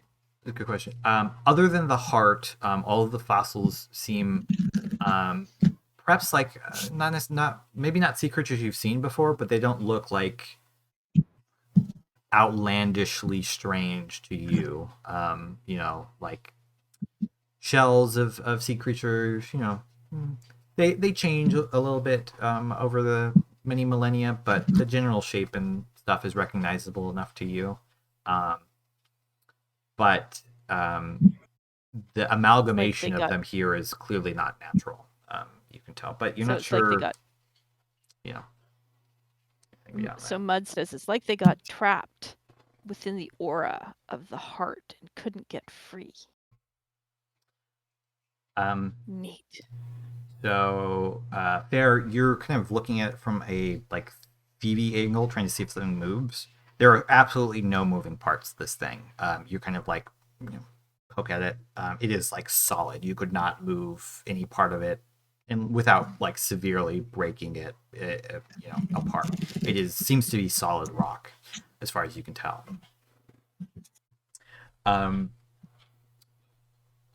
Morgan, when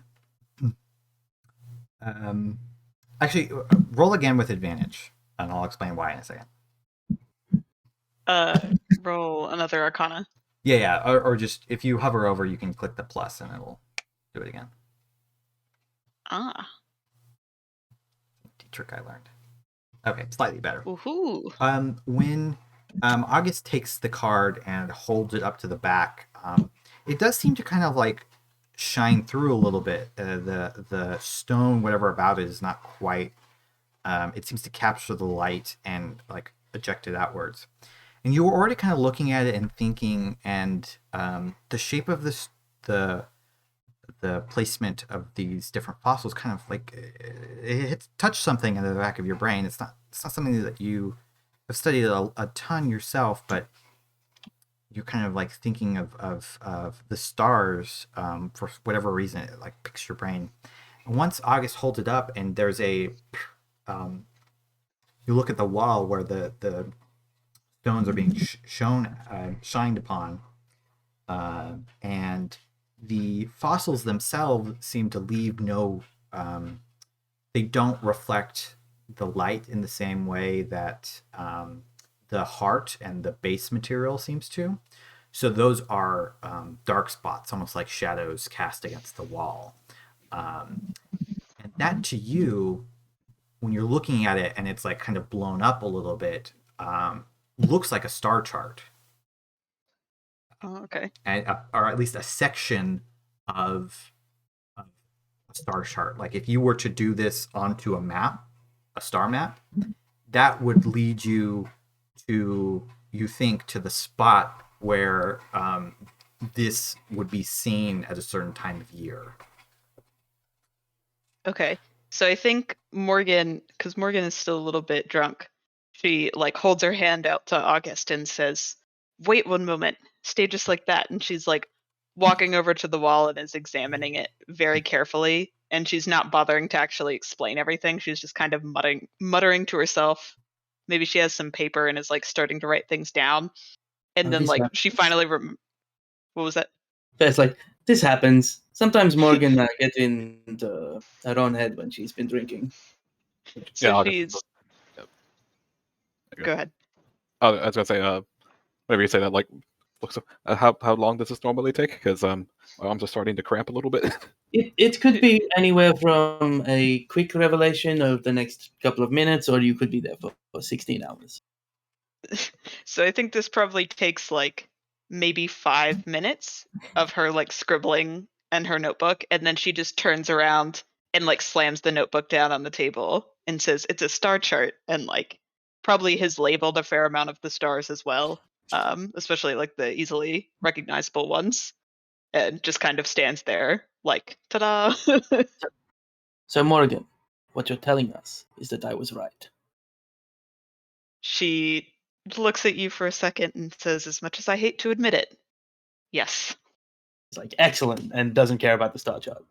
Because I don't know anything about navigation. I think on that note, with you all kind of looking over this revelation, we're gonna cut to break because we have been going for about 2 hours. Of course, we started a little bit late, but it's about time. So we'll take a quick. You guys good with 10, or would you prefer 15?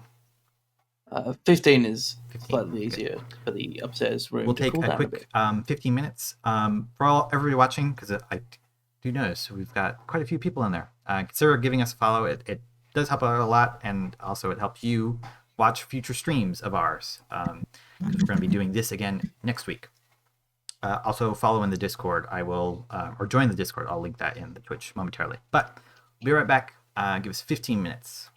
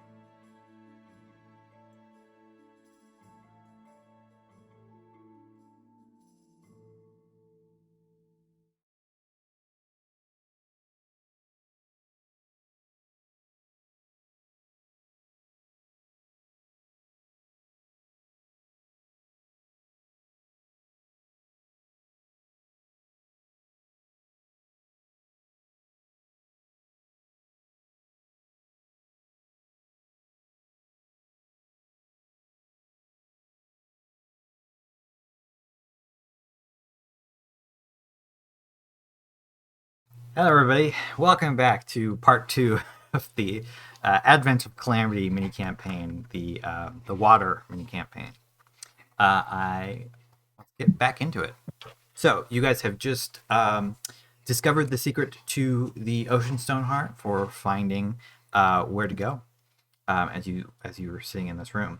There's not much that you can do about it tonight, as none of you have star charts on you, and the library is probably closed at the moment.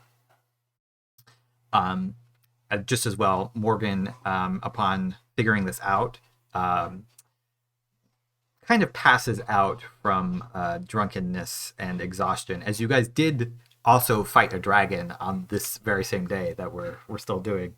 That's fair. So, upon learning this information, you all begin to retire to your rooms, which Fair has purchased for you. Yeah, Fair will pick Morgan up and put Morgan in the bed in this room and let her have the biggest room. Because of her advanced age, she might die in the night. And then goes to find a one of the other rooms. 60 for a human is real old. Fair's Okay, but gymnastics. objectively, isn't Madge older by like a decade? Yeah, but Madge is a weird By, other like, thing a as couple well. decades. Also, Madge might already be dead. Fair's not sure. Can neither Madge is confirm nor deny. something else. Fair knows that you're a human and knew you when you were a 20-year-old human. If Fair ever needs a reminder about aging and how people die, just look at Morgan. I like the idea that Madge just has like a Barbosa curse and just dead. Okay, you all find your rooms. I will. Sorry, go ahead. In the evening, I am writing a letter that details everything that just happened, and at first light, I'm going to go send that to Val. Even though we're not meant to tell anybody, Fair's writing down literally everything that's happened and sending it to Val. Wow. Okay. That's just going to maintain her literally equipment. everything down before sending it to Val. Yeah. Mud's just can't quite get rid of the marine training. She sits down and cleans and polishes as best she can all her equipment, sharpens all her weapons before going to bed, because that's what they did. Okay. All right. I'm going to completely close this door. Very bad. It's alright. If something goes really terribly, Val is like a 7th or 6th level, so it'll be fine. It's like a backup team. Just one sorcerer shows up. I don't know. I don't think that was coming Immediately through, dies. but it was bothering me. It was.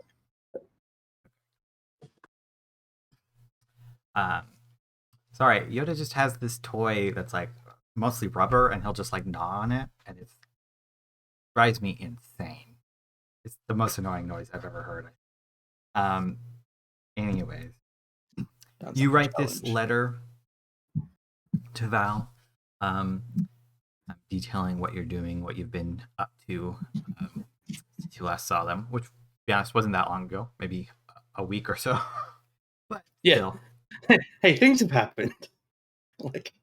Important information has come to light, as they say. After which you also drift off to sleep. All of you wake up the next morning fairly early, even those of you who are somewhat hungover, to the new day.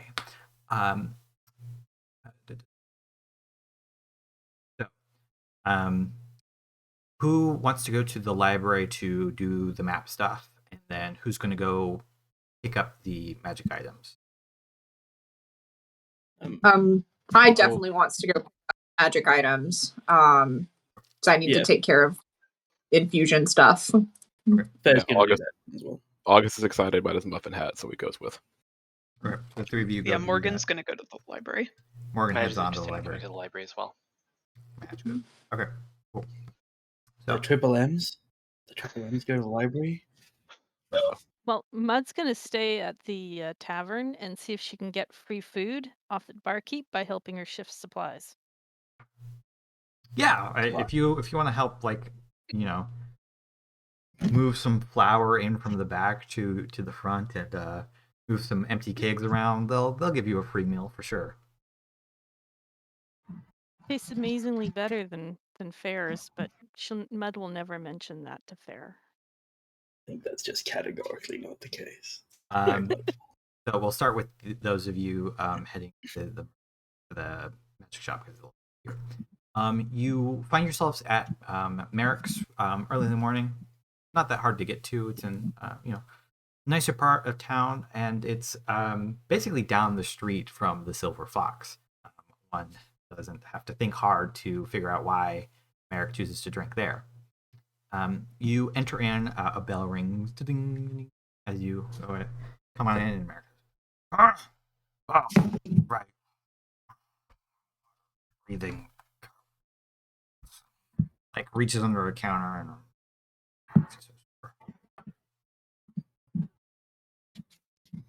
here we go. Caps of water breathing. And he like tosses them your way. Catch one, but like direct the muffin one towards August. Yeah. One of them like is midair, like that way. Is like a muffin cap, like the very like medieval. The other one's much more of a like seafarer, almost captain-y type hat. It's like wide brimmed, flipped up at the front. And cloaks are over here. He like opens up a wardrobe. Man, a red cloak. Then I've got these potions as he like heaves up a wooden box that like clinks with glass and sets it on the counter. 8 potions of water. Farah hands the cloak to Ty, I think, because like he knows that's what Ty's interested in looking at immediately. I think, but we'll pick up the potions and say, I don't suppose you have any knives. Knives? They don't have to be magic. He pulls out a bowl of like oatmeal or something. I thought you made a bowl of knives.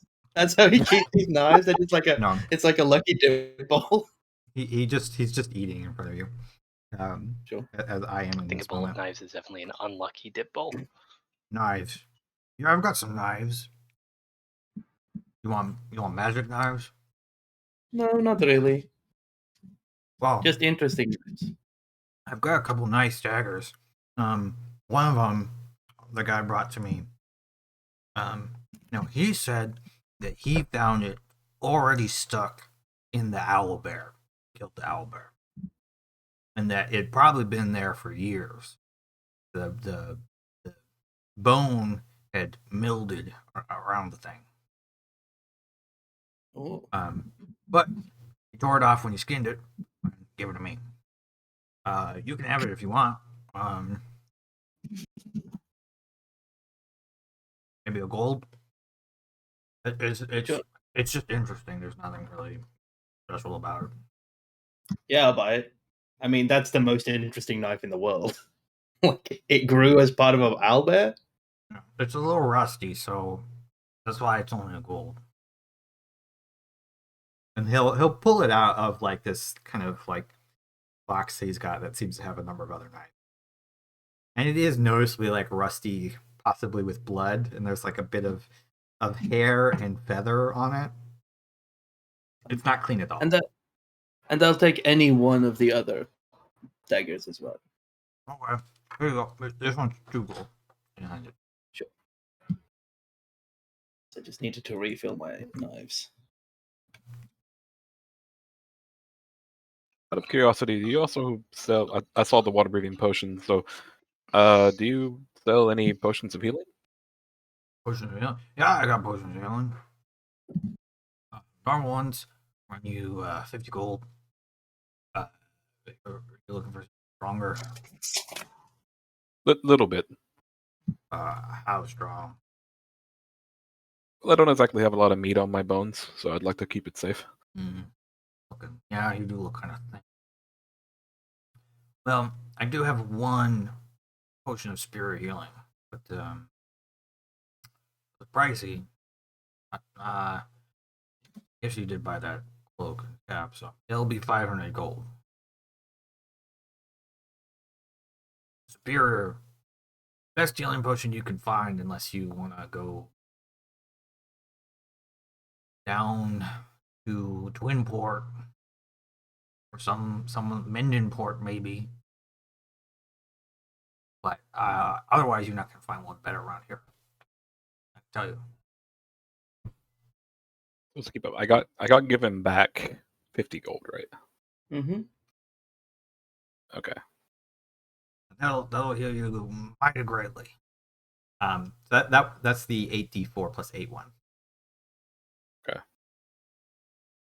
Or I mean, like I said, regular ones are 50, and I do have shipment of greater. I'll tell you, those run about 100 each. Some greater. Mud would have given some money to Fair to buy healing potion too.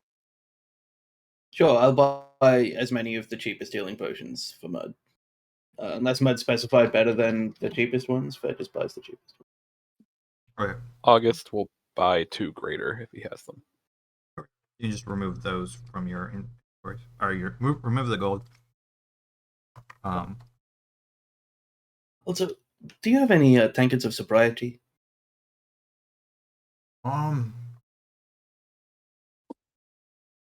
Well, yes, they're banned around here. I used to have one, and my dwarf friend smashed it in a rage after I drew with him in a drinking contest that went for 16 hours. Yeah, that's why they're banned around here. I just like to have one, but that's fine. I have one. Just don't go telling anybody. You. And don't go using it in no drinking contest. No, of course not. Okay. Yeah. Well, you have it for 15. Sure, I'll take it for 15. Good deal. Anything else? I got potions. I do have a potion of Dragon's Breath. If you're interested.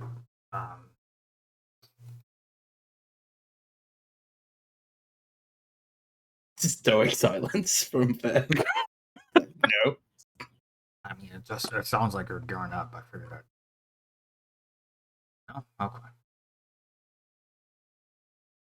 No, but I think I might think to grab some navigator's tools. 'Cause I can only have one set of like extra artist tools at a time. It's a good idea. What you got by way of navigating in here? Unconventional, waterproof. Well, I got some maps. What kind of navigating? I see. I got Yes. I did buy a pair of navigator's tools of this fella a while back. He said that they were cursed, but I'll sell them to you. They're not magic, I can tell you that. So they're definitely not. They're not cursed, like in terms of magic. They might be unlucky. I mean, there's no spell that will tell you that. You know. I'll take it. Do I get a discount for being unlucky? I think I should. No. You could have just doomed her to her death. I kind of feel like you really want these. Well, I can ask my fortune-telling friend here. Sure. Go right ahead. What are the odds of these killing me? Have to look at them first. Sure. I'll like pull out this. I'll pull them out. They look like fairly nice. They're engraved. They look silver, but you probably think that they're plated. It's not full silver all the way through, like the measure, stuff like that. As well as like a stack of some maps that are rolled and still fits into this one like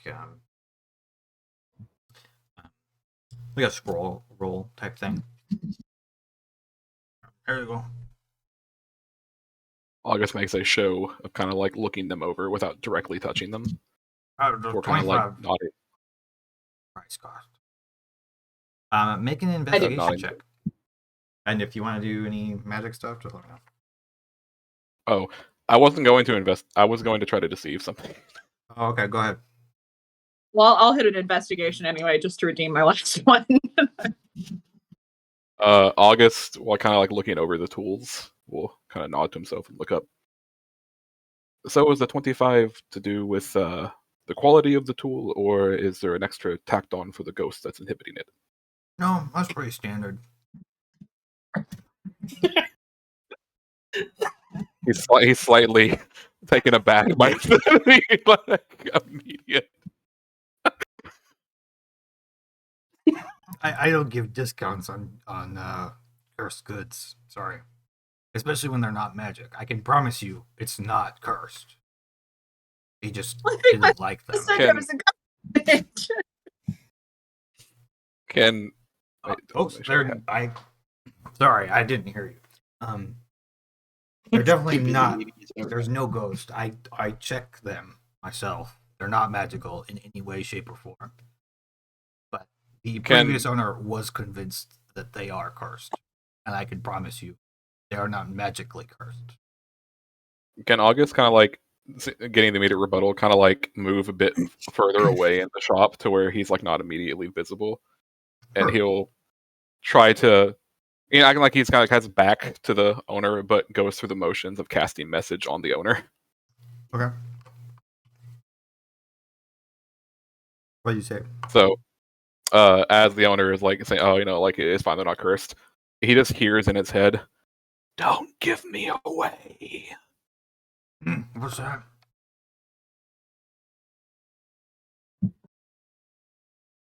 Did you hear something?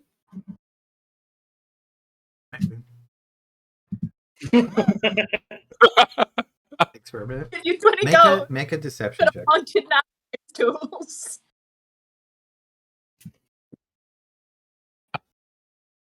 I will give advantage to the deception check by like Fair has pulled out a symbol of Mordain and is like holding it and murmuring a prayer in Elcaran to Mordain to like cleanse the space of spirits.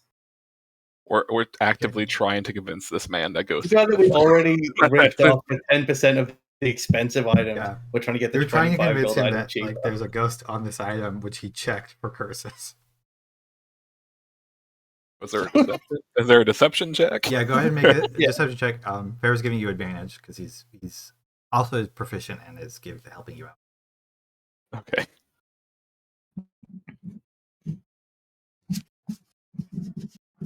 That's a 23. Okay. I'm gonna roll this open. We lose everything. I feel like I heard something. I don't know. You guys hear anything? Just the sound of the. A bit That's cold in something- here. Yeah. Bit chilly. Just leave a window open. Okay. Something's telling me that I don't want to sell this. That's too. Oh shit! It's too interesting now. It's too interesting. I don't know. Something said don't sell it. So, I mean, Better I'll just still follow that sell it message. to you, but now I'm feeling like it should be more, like 35 gold. Is that including the 10% discount? Oh yeah. For the ghost. I don't want to get into silver. I hate silver. We'll say. I'll tell you what. 32. I'll give you 22 gold. I can't do less than 25. All right. Well, how about 25 and the 10% discount? So, but you don't like silver, so we'll take off 22 gold. No. 25. Wait, no. I had said 32. 32? Yeah, because now I don't want to. No, you're getting confused. It's early. You're It. getting confused. I said 22. And if I'm you going to said be 25 cursed, twice. I'm not going to be cursed for no less than 32 gold pieces. No, I'm not paying for that. We can go to a general store and get it for 25. Yeah, August immediately gives up. But then you won't have It the says, pleasure of having this magnificent thing. Have you met many ghosts? They're almost always annoying, but we'll get one at the general store. Thank you very much for the cloaks of the cloak and the caps and the knives and the potions. Are you sure, lady? I think I might have seen a ghost in the other corner of the store that you need to go investigate. Well, the ghost told me not to sell it, so it's got to be worth something. I'm thinking. Which means Can that I August need to do like charge you another more. message? Yeah, go ahead. You told him not to sell it. He I don't doesn't- know what you thought the I, outcome was I going to be. thought about that afterwards, but he just turns around and kind of does the same thing. Now I'll be with you forever. Wait. 22 gold? No, we'll get one from the general store. No. it's fine. You don't Because want they'll one do from it the for like general store. 18. I'm This friends is with. real I'm old friends. silver. A 20 real gold. silver. 22, you say? Yeah. Fair thinks about it for long enough to like make it look like he's going to say something else. All right, 22 is fine, and he'll count out the 22 for it. All right. There you go. He puts down the 22 gold that she was going to pay for this. Well, Fair will take it. He's just like, he's like, sure, I'll give him the money because I'm like standing here. All right, well, You now have Yeah. maybe not cursed navigator still. Probably not. Almost we'll certainly see you. not, but maybe. We'll see you with the dwarven treasure when we have recovered it. I'm looking forward to it. And hey, if you come back, I'm also open to in-store credit options. Do you have a points card? Got a membership. All right, I'm leaving. There's been sold memberships into things before, and it's never a good thing. You guys walk out. Maybe In the maybe another meantime, the serious half of the party, I hope, heads to the library. Morgan and Madge, M&M of the M&M Corporation, doesn't sponsor the show. We're only sponsored by Steak Fingers. Nobody else gets that No. joke, but No. Jack Hey, I watched that gets it. session. Oh, Sami gets it. There we go. Not sponsored by Steak Fingers. I apologize. You guys get to the library. The Temple of Alamein is open to all, bright and early. Some braziers up on the porch. This is a smaller temple, but they do have a sizable collection of navigators' charts, being that this is a coastal town in a decently busy port. A acolyte greets you. They're wearing mostly white robes, except for one blue band around the bottom of their skirts. That's almost been kind of, it looks like tie-dye. So it's not like super solid. They approach you and they ask you. It's a human. What can I do for you two ladies today? I think Madge maybe has never been to a library. Or if she has ever been to a library, I think they don't like having her in there because of the fact that she is generally wet. And it's not good for anything that she touches. So She she's glances down at not the slight especially comfortable in here. drip coming off the dress. Yeah. I think Morgan will kind of present the star chart and say, we're looking for navigator and star charts that might match this particular drawing. And as they like show it to the acolyte, they're gonna like kind of purposefully move so that their seeker's sigil, that they're a cleric of Alamein, will like kind of drop out and swing around. Of course, we have. I myself specialize in matters of sea. I'm more than capable of helping you find what you're looking for. Why don't I lead you right this way? You draw this yourself. Morgan nods and says, yes, the actual action is a bit fuzzy, but I do believe that I did. Okay. I take a look. It looks somewhat familiar to me. You guys can make an investigation check to help them look around at the star charts to find a suitable one. would like to. If not, it's going to take them some time. 23. Yeah, I think Madge will try and help out. I think actually, Yeah. so we're going to find star charts which will like match up with the stars that we're seeing on these and help us find like a location. Yeah. Can Madge go looking for the like sea charts showing like sea currents and depths and stuff, Yeah, of course. so that we can then match up what that Okay. location is. Makes sense. Okay. So you go looking for that. That's So fine. You Morgan. make a roll as well because that's slightly separate. Sorry, make a what? An investigation check. Cool. And then so we're gonna. I was gonna say Morgan will just stay with the acolyte and help them while Madge does their own thing. And I think that also Morgan has maybe said like 2 words to Madge like the whole time that they've put together. Old ladies walk in silence. Absolute dead silence.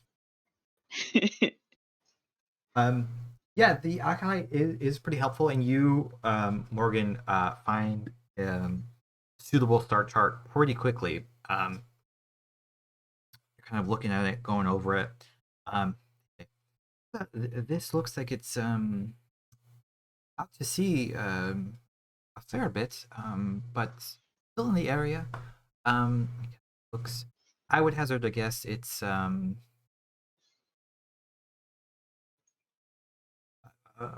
maybe 100 miles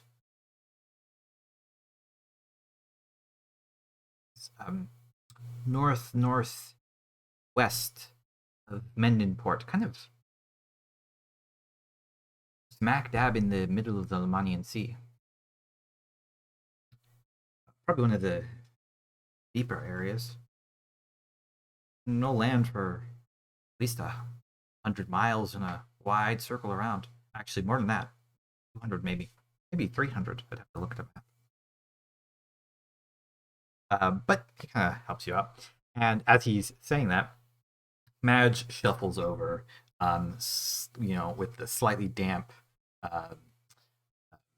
maps of the area of the oceans nearby. You lay down and cross-reference. Looks. Yeah, it's right there. Probably I would say just north of Conrule, maybe a little bit west. Out in the middle of the ocean. Madge is interested in like how deep this is, and specifically like relative to where she found the heart, whether it's like deeper or shallower than that. Looking at it, make a nature check. Read.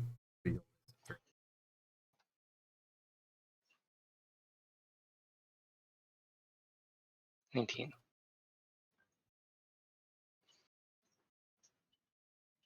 19? Okay. Yep. Okay. Yeah, you're looking at it, you kind of give it a good look. So it's certainly not as deep as the ocean might go. You were kind of looking, it's definitely going to be dark down there. It's definitely farther than when you had found the Oceanstone Heart. That wasn't too terribly far off the coast. Although you had found the heart quite a bit to the west of where this is.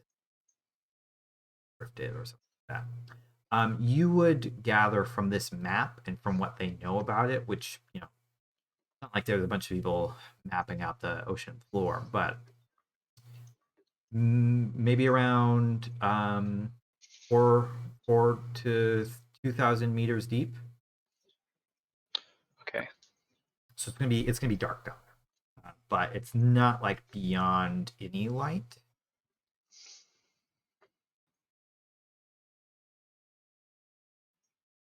Cool.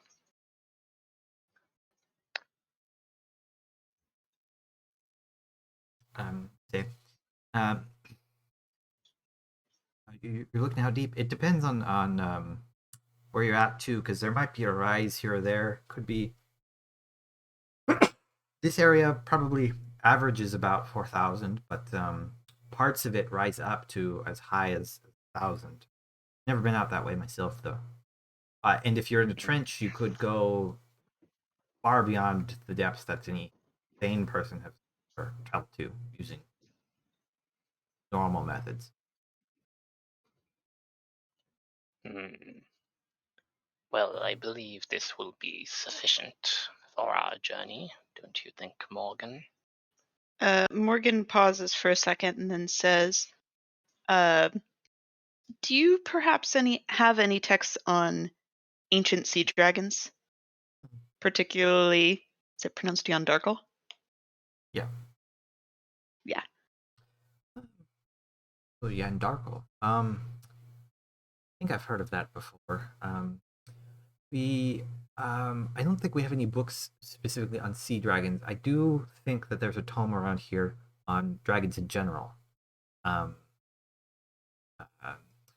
There's two books I know of. One's more of a nature book, biology, speculation, that sort of thing.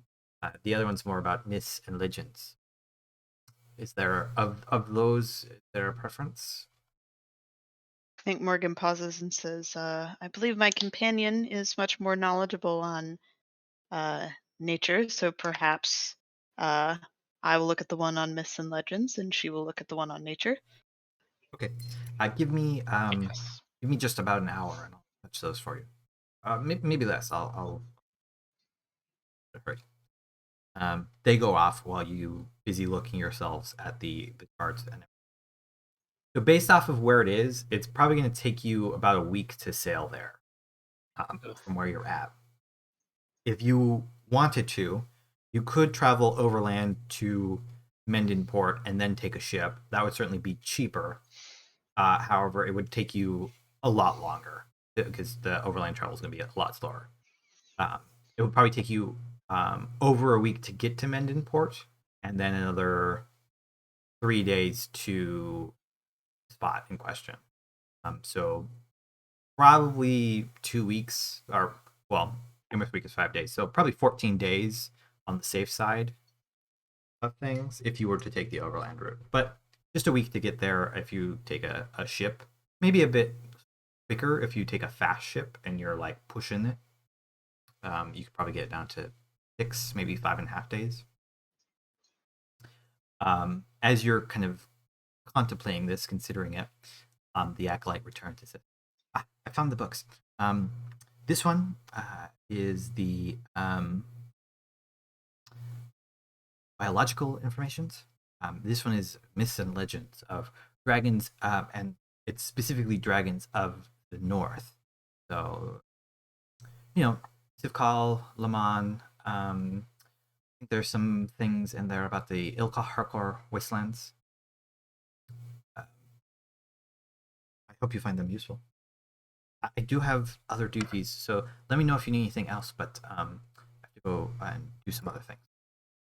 And they nod and walk off. You see them reshelving books and doing minor other tasks. Taking a look at the books, the one does seem to have a lot of it's kind of like a bestiary sort of thing. So there's entries on the major dragon types, so all your primary chromatic and primary metallic dragons. But there's some information about less common types of dragons, certain types of gen dragons, what's known as Ferris dragons, which are kind of related to metallic dragons and chromatic dragons a little bit, but their own thing. And there is some more scant information about, it's kind of like speculations about perhaps there might be these other kinds of dragons that we don't know of yet, might exhibit these sort of properties if they do in fact exist. Sort of like, we've never seen them in Imris, but they might exist elsewhere and they might look like. So you have that with you, and it kind of, tells you about breath weapons, favorite habitats, that kind of stuff. Like very, it's not talking about specific dragons at all. It's only talking about dragon types and stuff about those types. The other book is almost the complete opposite thing. It doesn't have really any information about what the dragons physically are or can do kind of seems to assume that you know that already, or would look somewhere else for it. Maybe even gives you some reference. But it's mainly about like legends of dragons. So it talks about the great white dragon Pelisir, who flew down from the peaks of the Sivkal Mountains and terrorized Norland, and legends of the red dragon who came out of the northern cores, known as Lashan, the Great Flame, stuff like that. There is an entry about Yandarkle. It is shorter than most of the other entries, and a little bit more vague. It goes, Yandarkle is known as one of the in legends as one of the primordial dragons of the world, said to be birthed around the time of the gods. This dragon inhabits some of the deeper parts of the oceans and claims the seas as its domain. Sightings and stories of it are far more common in the northern lands than in other parts of Imris. So it might be surmised that it lives somewhere closer to here. Some people have reported making pacts with the dragon to do it favors for services rendered. But little is known about such dealing. Other legends state that if you can find its lair, the treasures of the seas will be. So what that means, we can only speculate. There's probably some other like specific tales about it, but that's kind of.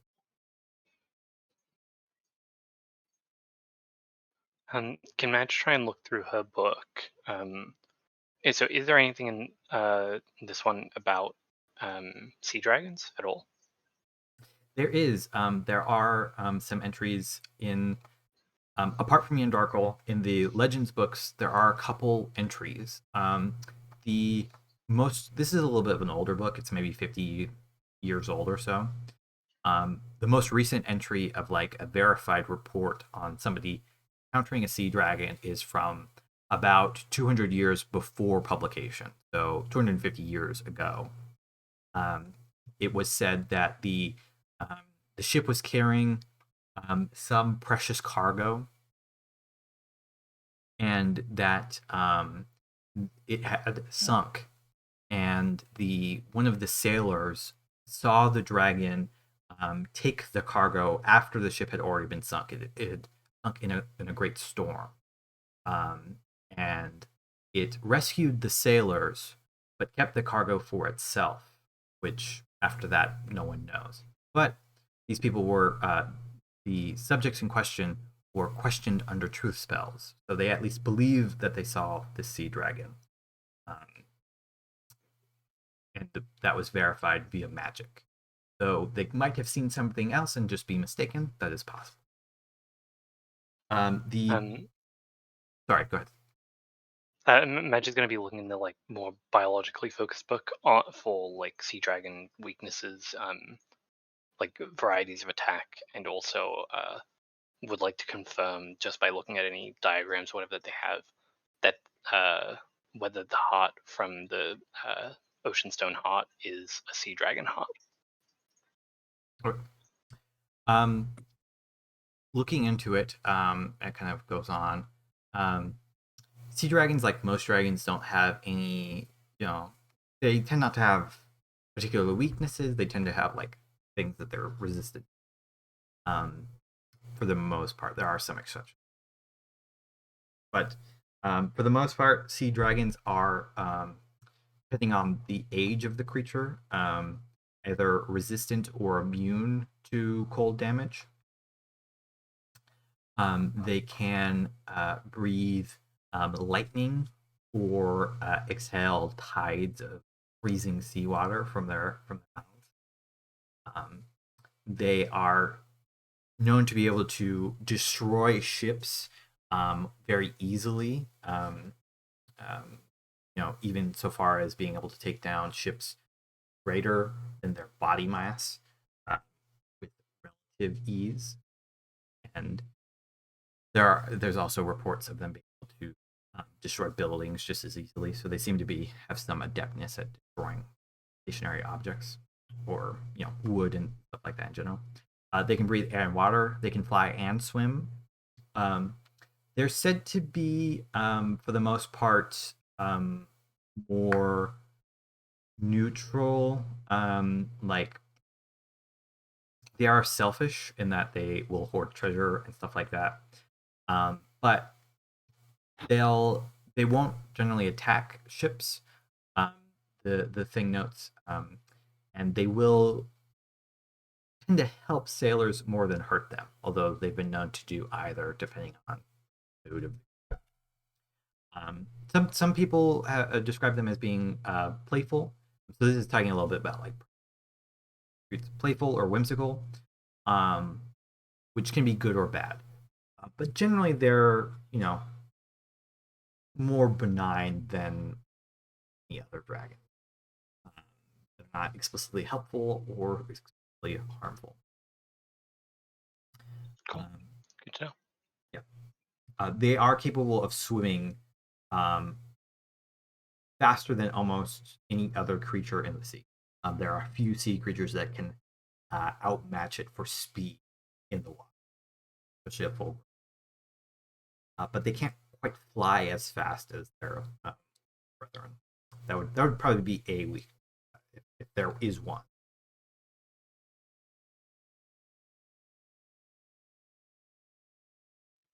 I think that Morgan has been like writing down a whole bunch of notes in her notebook, but we'll kind of pause for a second.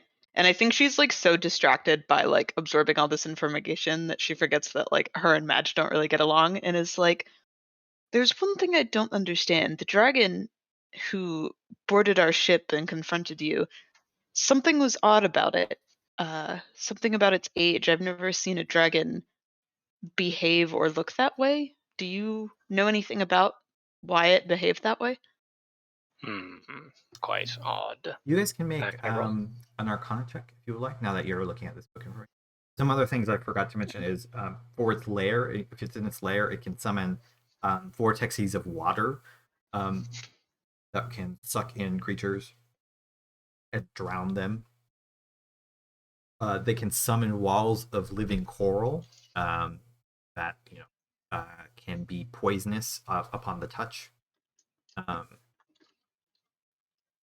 And they've been known to somehow bend time around creatures. And they seem capable of casting innately in their layers, like not with using magic, but the layer is able to affect a slow spell on the person.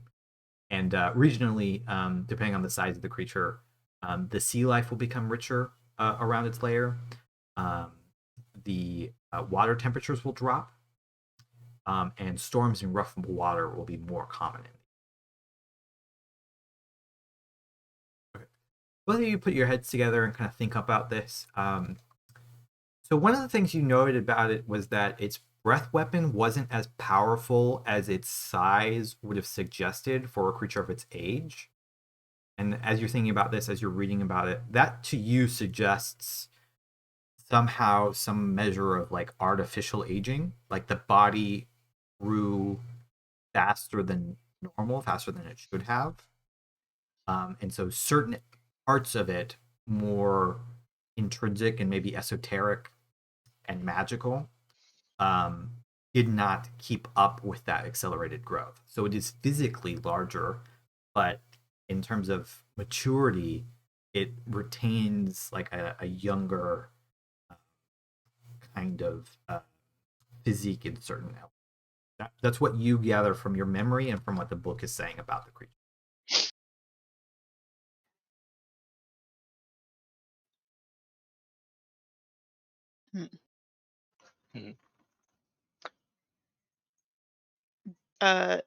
Could I maybe roll a history check to see if Morgan has heard or of anything like this happening before? Sure.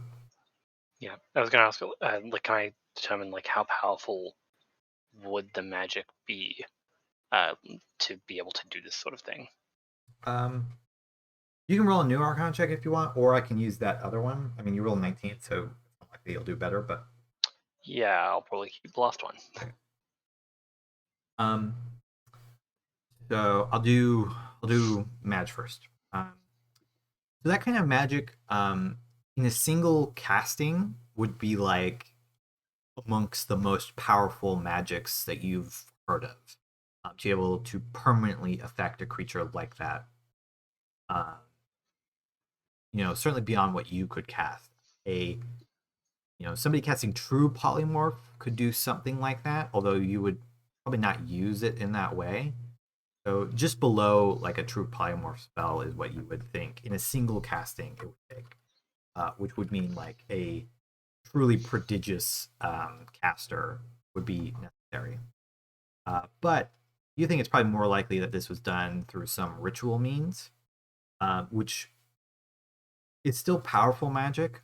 You would probably still need, a couple, maybe, half a dozen mages as powerful as you could do such a thing, given enough time and materials and whatnot.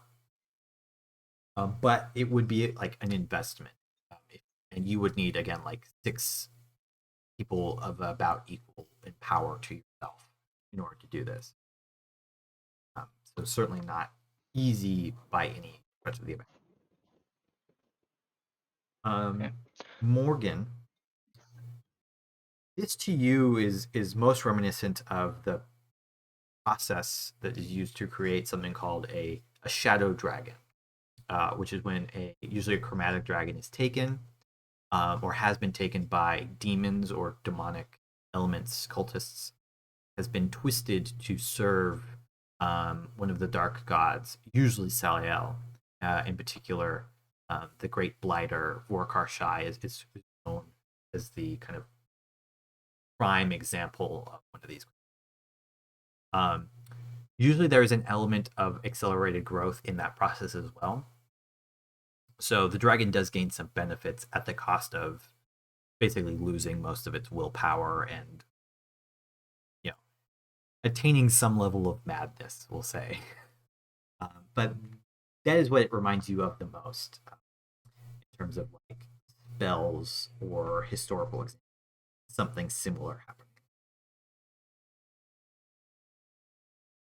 I think that Morgan, when she kind of puts 2 and 2 together, will like basically repeat all of that back to Madge and then say, I've heard tales of these shadow dragons from other adventurers, and I know that if some sort of similar happening happened to Yandarkle, it would be disaster for anyone that came close to the seas. And she looks like visibly upset. A terrifying thought indeed.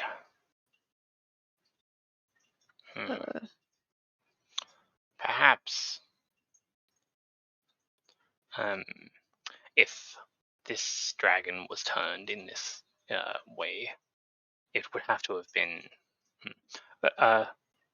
What I'm thinking is, this would have taken some time, and it means that the dragon is more juvenile than it looks.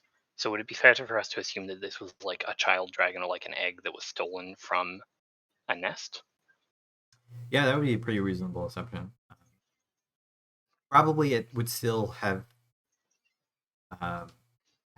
aged on its own at least a little bit, at least a couple decades. But that could have been done after it was taken.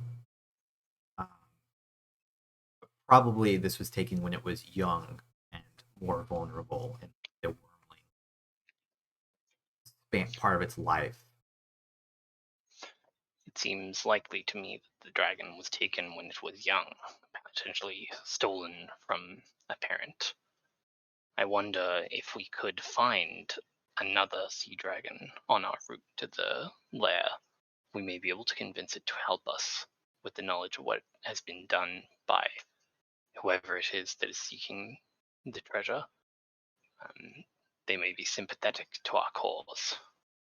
I think Morgan nods and says, I've had personal experiences with sea dragons that I wouldn't care to repeat, but I feel like that was probably a one-off instance. I think that especially if Yandarko has already been influenced by whoever has also influenced this young dragon. I don't know if even us adventurers would be able to defeat him. So I think this might be a good idea. She's looking very conflicted at working with the sea dragon, but might be the only way.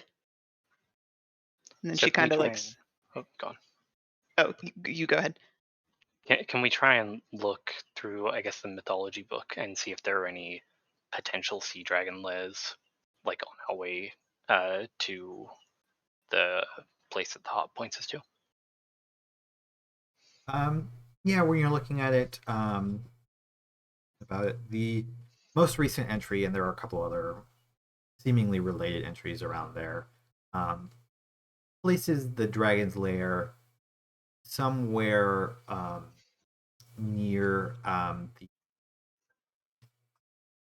in the archipelago of Norland, somewhere in between like Rivell and Nesifik and Horgund area. So to go there on the way to where you're going would be slightly out of the way. It would probably add a day's travel or so, but it's not too terrible out of the way.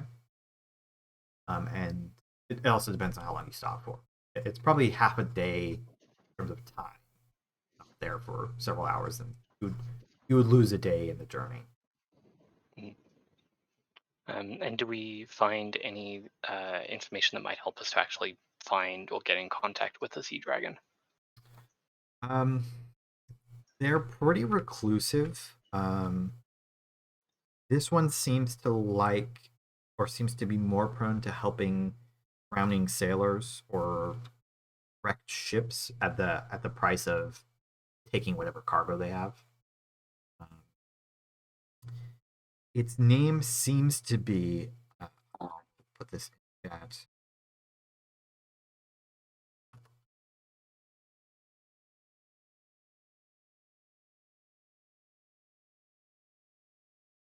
Saldari the Waterblack. I think Morgan is kind of putting all this information together and says, this particular dragon seems to be quite greedy, even in terms of dragons. Perhaps, hopefully, it would be willing to help just on the knowledge that something or someone is turning dragons into shadow dragons. But if not, perhaps we could offer it some of the treasure that we might encounter on our journey. Yes, I think that may be reasonable. Of course, getting in contact with the creature may be difficult in and of itself, but certainly it would be worth a try to gain such a valuable ally. And Morgan pauses for a second and says, I have been studying sea dragons for a majority of my life. I'm also fluent in Draconic, so if this dragon doesn't speak Common, I may still be able to communicate with it. Well, that may be quite the boon. Cool. And I think she'll... One thing you would learn is that sea dragons do speak Draconic, but they also speak Primordial. Awesome. Convenient. But I think Morgan is going to kind of start gathering up like the charts and books and stuff to put away, and says, if all of this is true, it seems that time is of the essence. Perhaps we should return to our companions unless you have anything else here that you want to look at. No, I quite agree. We should leave as soon as we are able. I believe our ship should be ready to sail. Before we leave, Morgan is just going to take out like cloth that she has in a rope and briefly dry off any of the books that Madge touched. It's just like ready to go. fingerprints and stuff on, Yeah. on a bunch of them. Right. Like she's like, time is of the essence, but also I don't want these books to get ruined. Just give me like 2 seconds. The fight against mold. Yeah. The two of you finish up what you're doing, which takes longer than the people in the shop. So you guys have returned to the tavern and to find that Mud has done some work and finished eating breakfast. Yes. Also, I would like to say that Mud has been sort of trying to direct the conversation towards the captain of the ship and the ship. Is it reliable? Do they backstab? Is it likely to fall apart? Okay. Can it live It- up to its reputation? Plus any signs of Madge's pursuers. Just sort of casually doing it, nothing that require any money, but just sort of like trying to direct conversations with the passing sailors and people Okay. in there. More Um, gossipy stuff.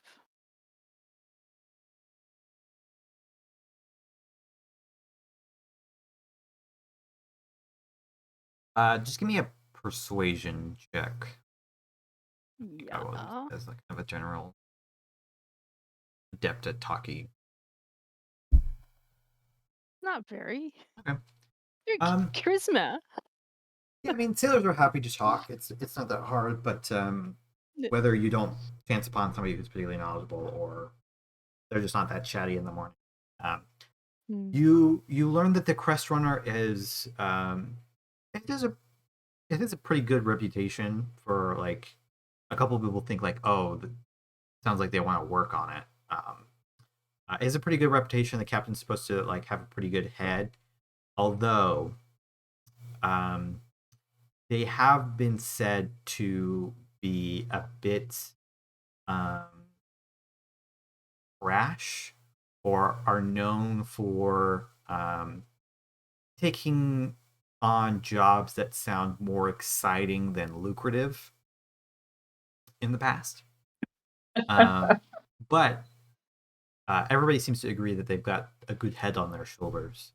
And in a fight, there's no better captain on the seas than a Gathite captain. Phrase that you hear a couple times being repeated to you. At least not no better one up in the north. So that's kind of what you've gathered in the time that you're talking here. And eventually, around the time that the three party members are getting back, the captain of the Crest Runner does come down the stairs, and they kind of creak under his weight.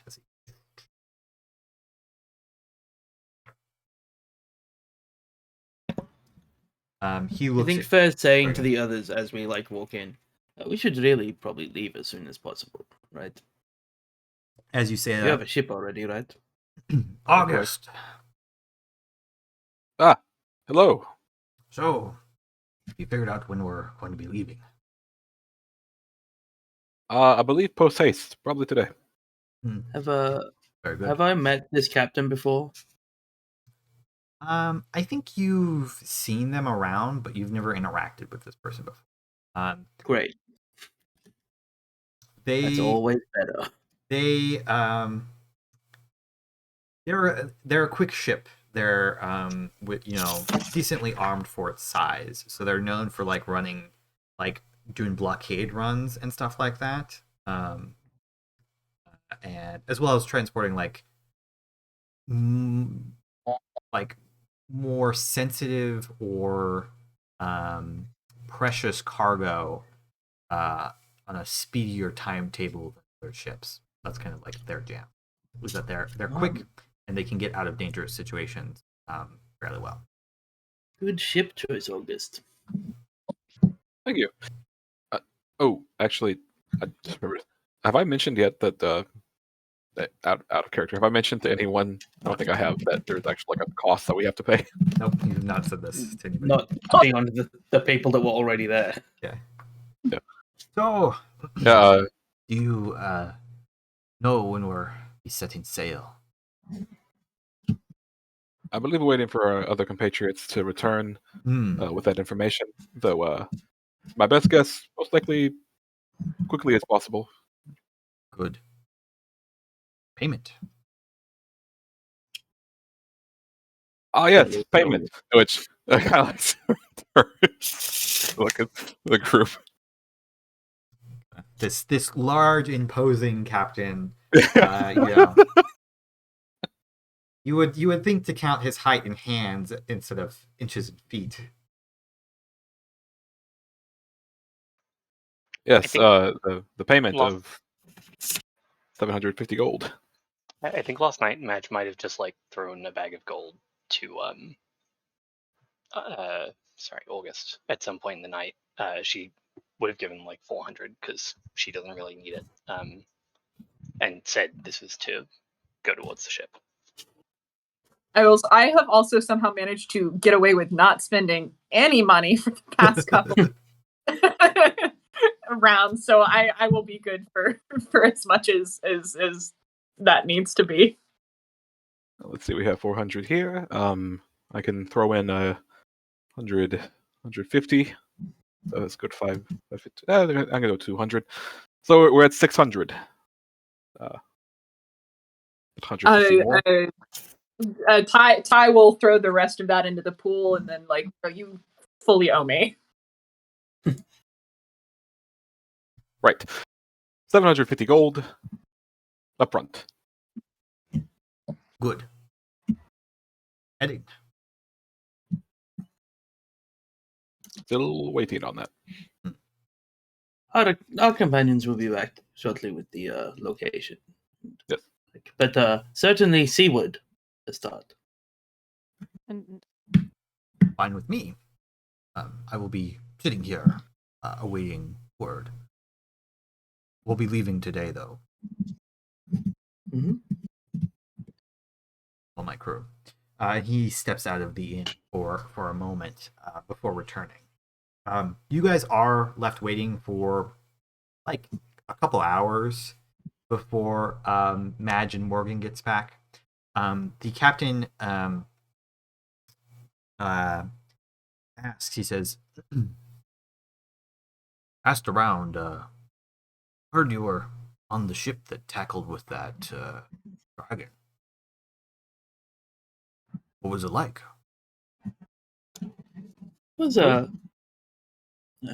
fair gestures for August to continue. It was smaller than I thought it would be.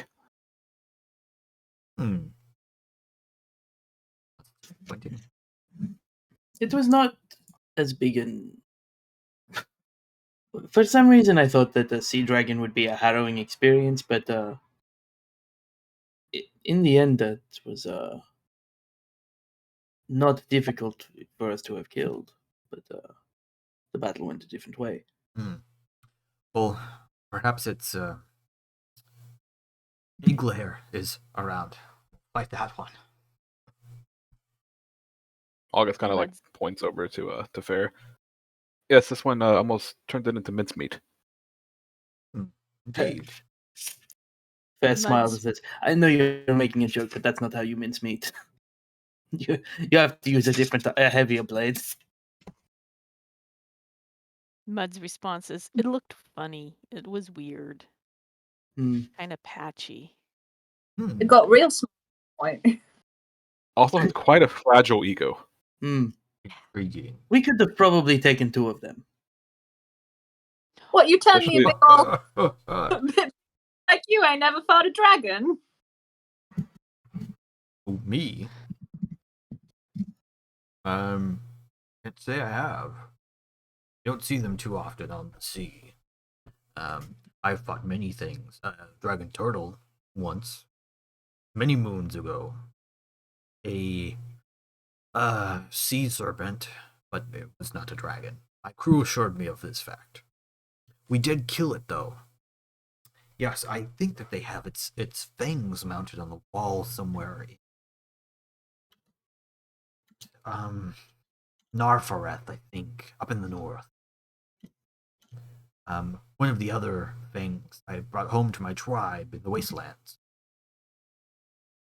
But I have been away from home for a long time. I only stop there infrequently.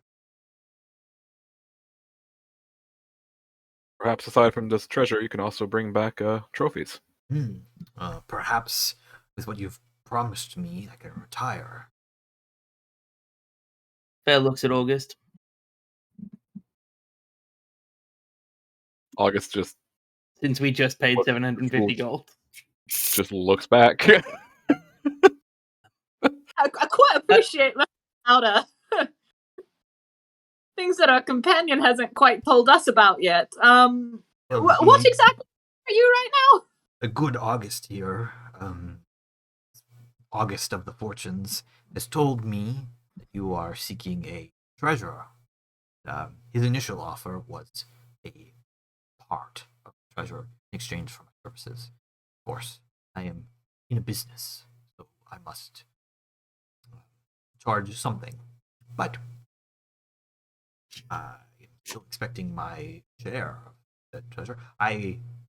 If it is that you are going, this crew here that you have, I expect no more than one part of the treasure for my ship. That's very reasonable for you to take August's spot. Well, if that What? is the deal indeed. Let's see, I don't believe the deal quite went that direction originally. But you only had the one part to sell. Well, I think at some point we had gotten to we were only dividing it two ways anyway. Yeah. Yeah, Fair and Ty are taking all of this money. That's how this is working. No, I think Fair is largely joking, knowing that like part of the group doesn't care about money, so one extra part is not that big a deal. Well, Texas. August will remember this. But,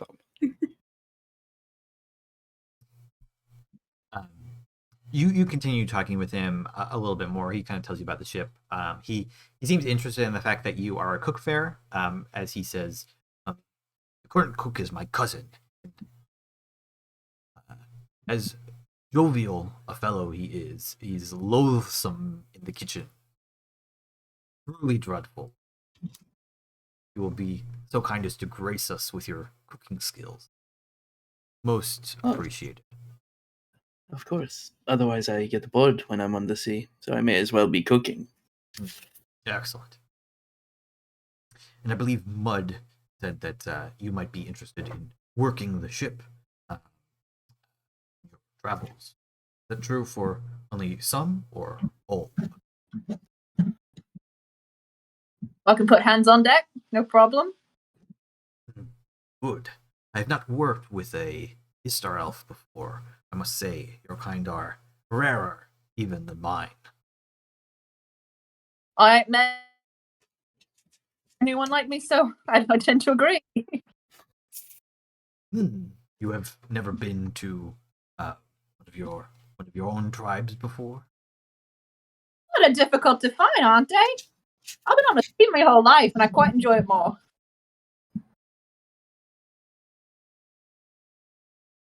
Most high elves are also kind of terrible. This is true. You are very jovial and companionly, but most high elves really make a big deal about the fact that they are of a more significant blood than Elcar. I've always desired to visit one of their Lamali and speak with chieftain among them, named Dawn. I believe they is, but I've not encountered one such group in my travels yet. Gathite knows more than Fair about everything. As you're talking to this guy more, like, I think he comes off as perhaps being like happy in a way that would perhaps lead you to believe that he might be like a little bit dumb. Like he's just generally like pleasant and optimistic about everything. But as you're talking to him, he actually seems very well read. And probably as you're having this conversation is the time that Madge and Morgan walk in, eyes slightly bleary from having tore through these books. Oh yes, Sarkin. The Patriots we were mentioning before, they've already arrived. Did you bring the books? The maps? I think Morgan says, I think it's unfair to hoard this knowledge for ourselves, but I did take copious notes, and she drops like this really thick notebook on the table. It kind of like it's shakes like a little half the bit. book that you've just copied down.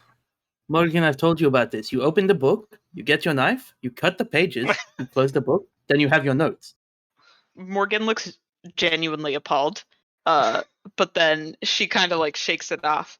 and is like, I fear we have some troubling news. And she like just starts to talk about the dragons and then realizes that the captain is there and just kind of looks at him like, oh. Artificially aged, you say? Intriguing. You guys got expertise in every intelligence skill.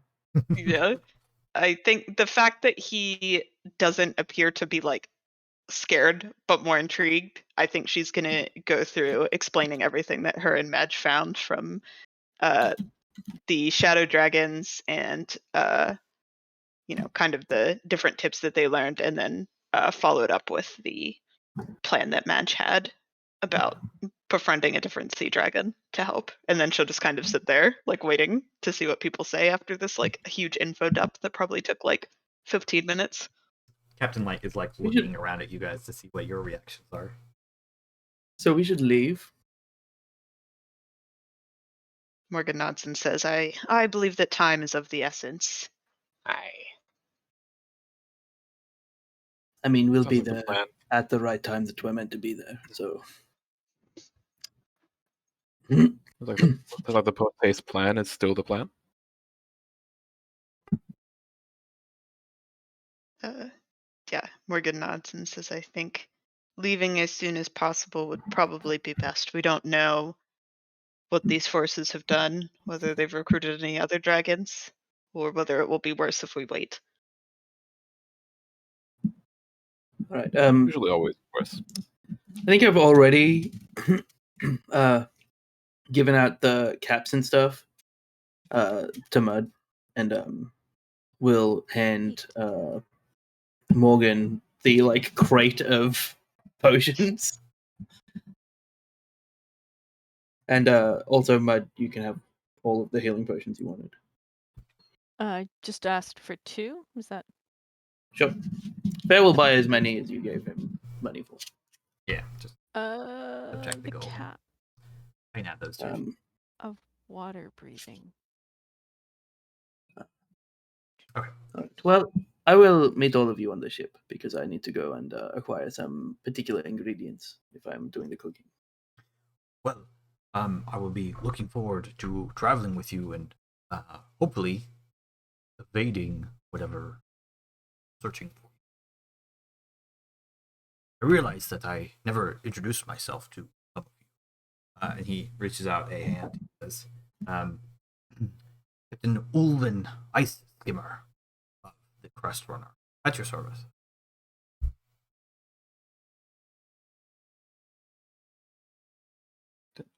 And Mud shakes his hand because He waits to shake all of your hands.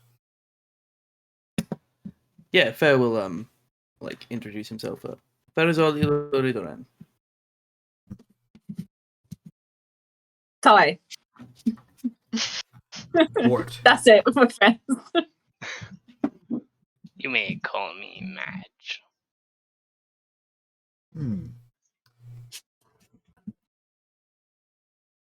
Do I have to shake his Morgan. hand again? Oh, sorry, go ahead, Doug. No, you're good. Do I need to shake his hand again? August, I know of you. Unnecessary. So I am happy to shake your hand.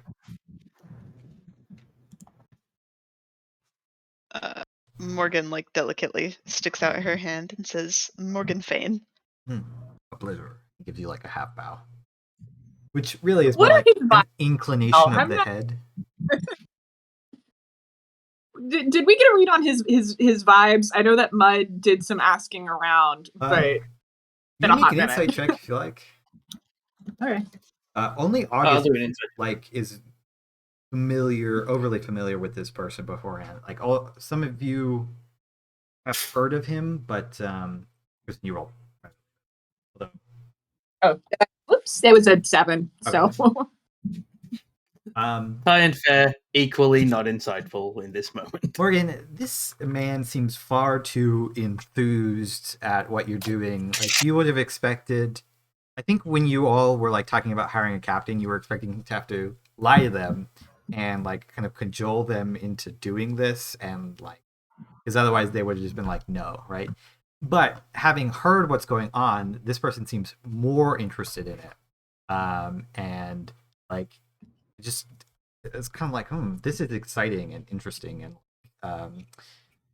it's a good thing that I decided not to brain August for lying to me about that fortune the other day. Mud will point out that, he's got a reputation of being a thrill seeker, which sounds about what we need.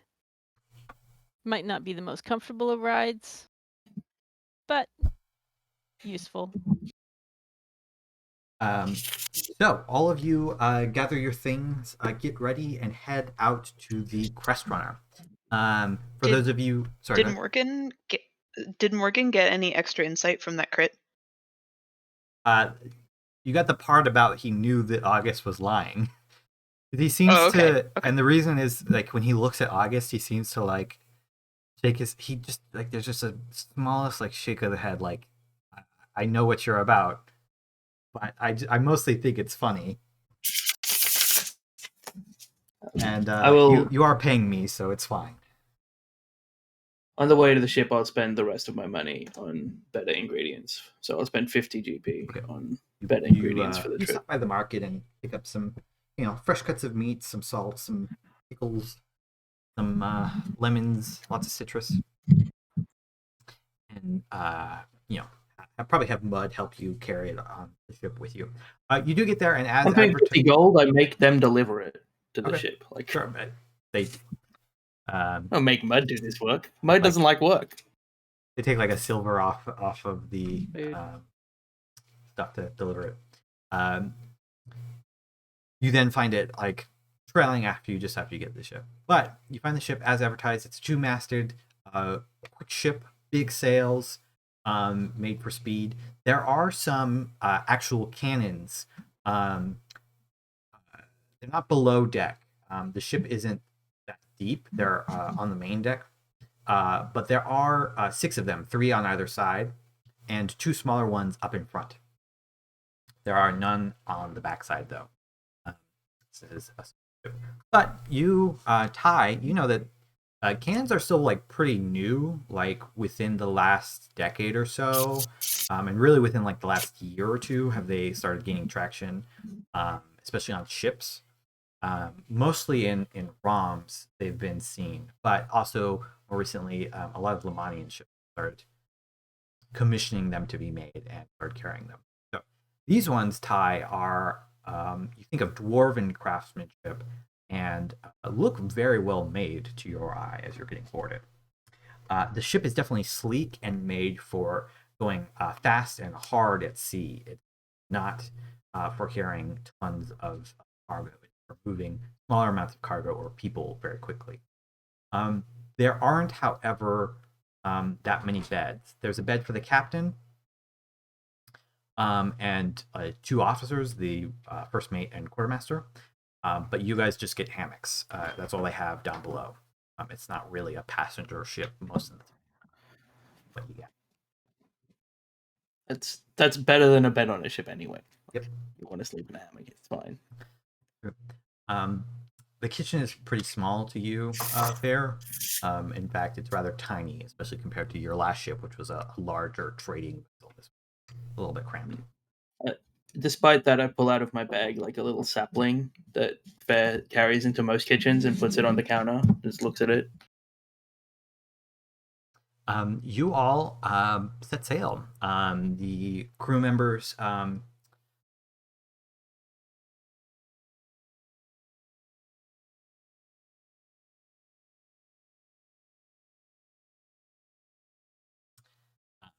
but the crew members busy themselves laying out the rigging, pulling up the sails. The captain will call over to Madge, saying, "Oh, you say that you can make the ship go faster." Yes, I can turn the winds in our favor, and she'll pull out her magical focus stand and like pull a thread of this seaweed, and like hold it in both hands, like all the way apart. And as she does, the wind begins to like tug at it a little bit, and she'll cast Gust. It's just a cantrip, but I figure she keeps it going basically for like long periods of time and just keeps the sails full of wind, I can drop that in the chat if you want. Sure. See it.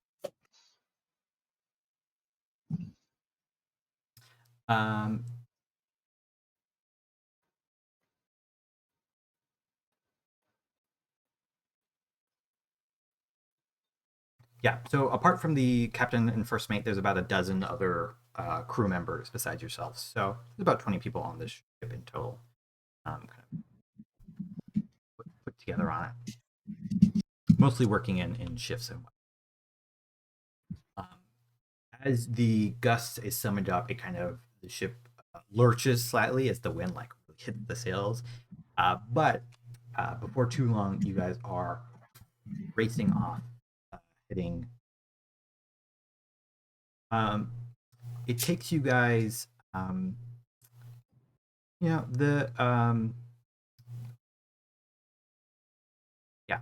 takes you about 3 days to get to where you believe the where you believe that Thaldari's lair might be. Heading that way, you get to see the ship in action. The crew is very efficient. The Gathite captain is, more of a jovial, encouraging style of captaining, like demanding taskmaster kind of thing.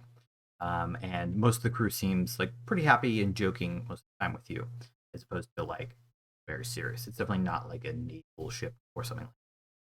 It's a little bit more relaxed, but they still know their business. You guys kind of are a little bit for the first 2 days, especially like waiting, wondering when the sea dragon is going to attack you. Luckily, though, it doesn't attack you. And on the third day, you arrive around the waters where you think that the sea dragon might be. And I think that's where we're probably going to end today's session, with you arriving at that area. That way you guys have some time to think about how you maybe want to try to contact the dragon. And good stuff. Leave it to Madge. So, that's my plan. Yep. And Morgan. Thanks everybody for playing. Thanks everybody for watching. If you are watching, I'll just mention again. Give us a follow here over on YouTube, same name, the Imris Saga. I'll post if you missed some of it, I'll post the VOD there. Hopefully within a couple days. Lacking on. We will be playing on Tuesday, and then we'll be with the main game, the main campaign. Then we'll be back to this mini campaign next Saturday. Which theoretically is going to be the last session. We might do 4 still. We'll have to work out the scheduling on the 4th one, because I think there were some issues if we go to 4, but we'll see. We'll talk about it. Yeah,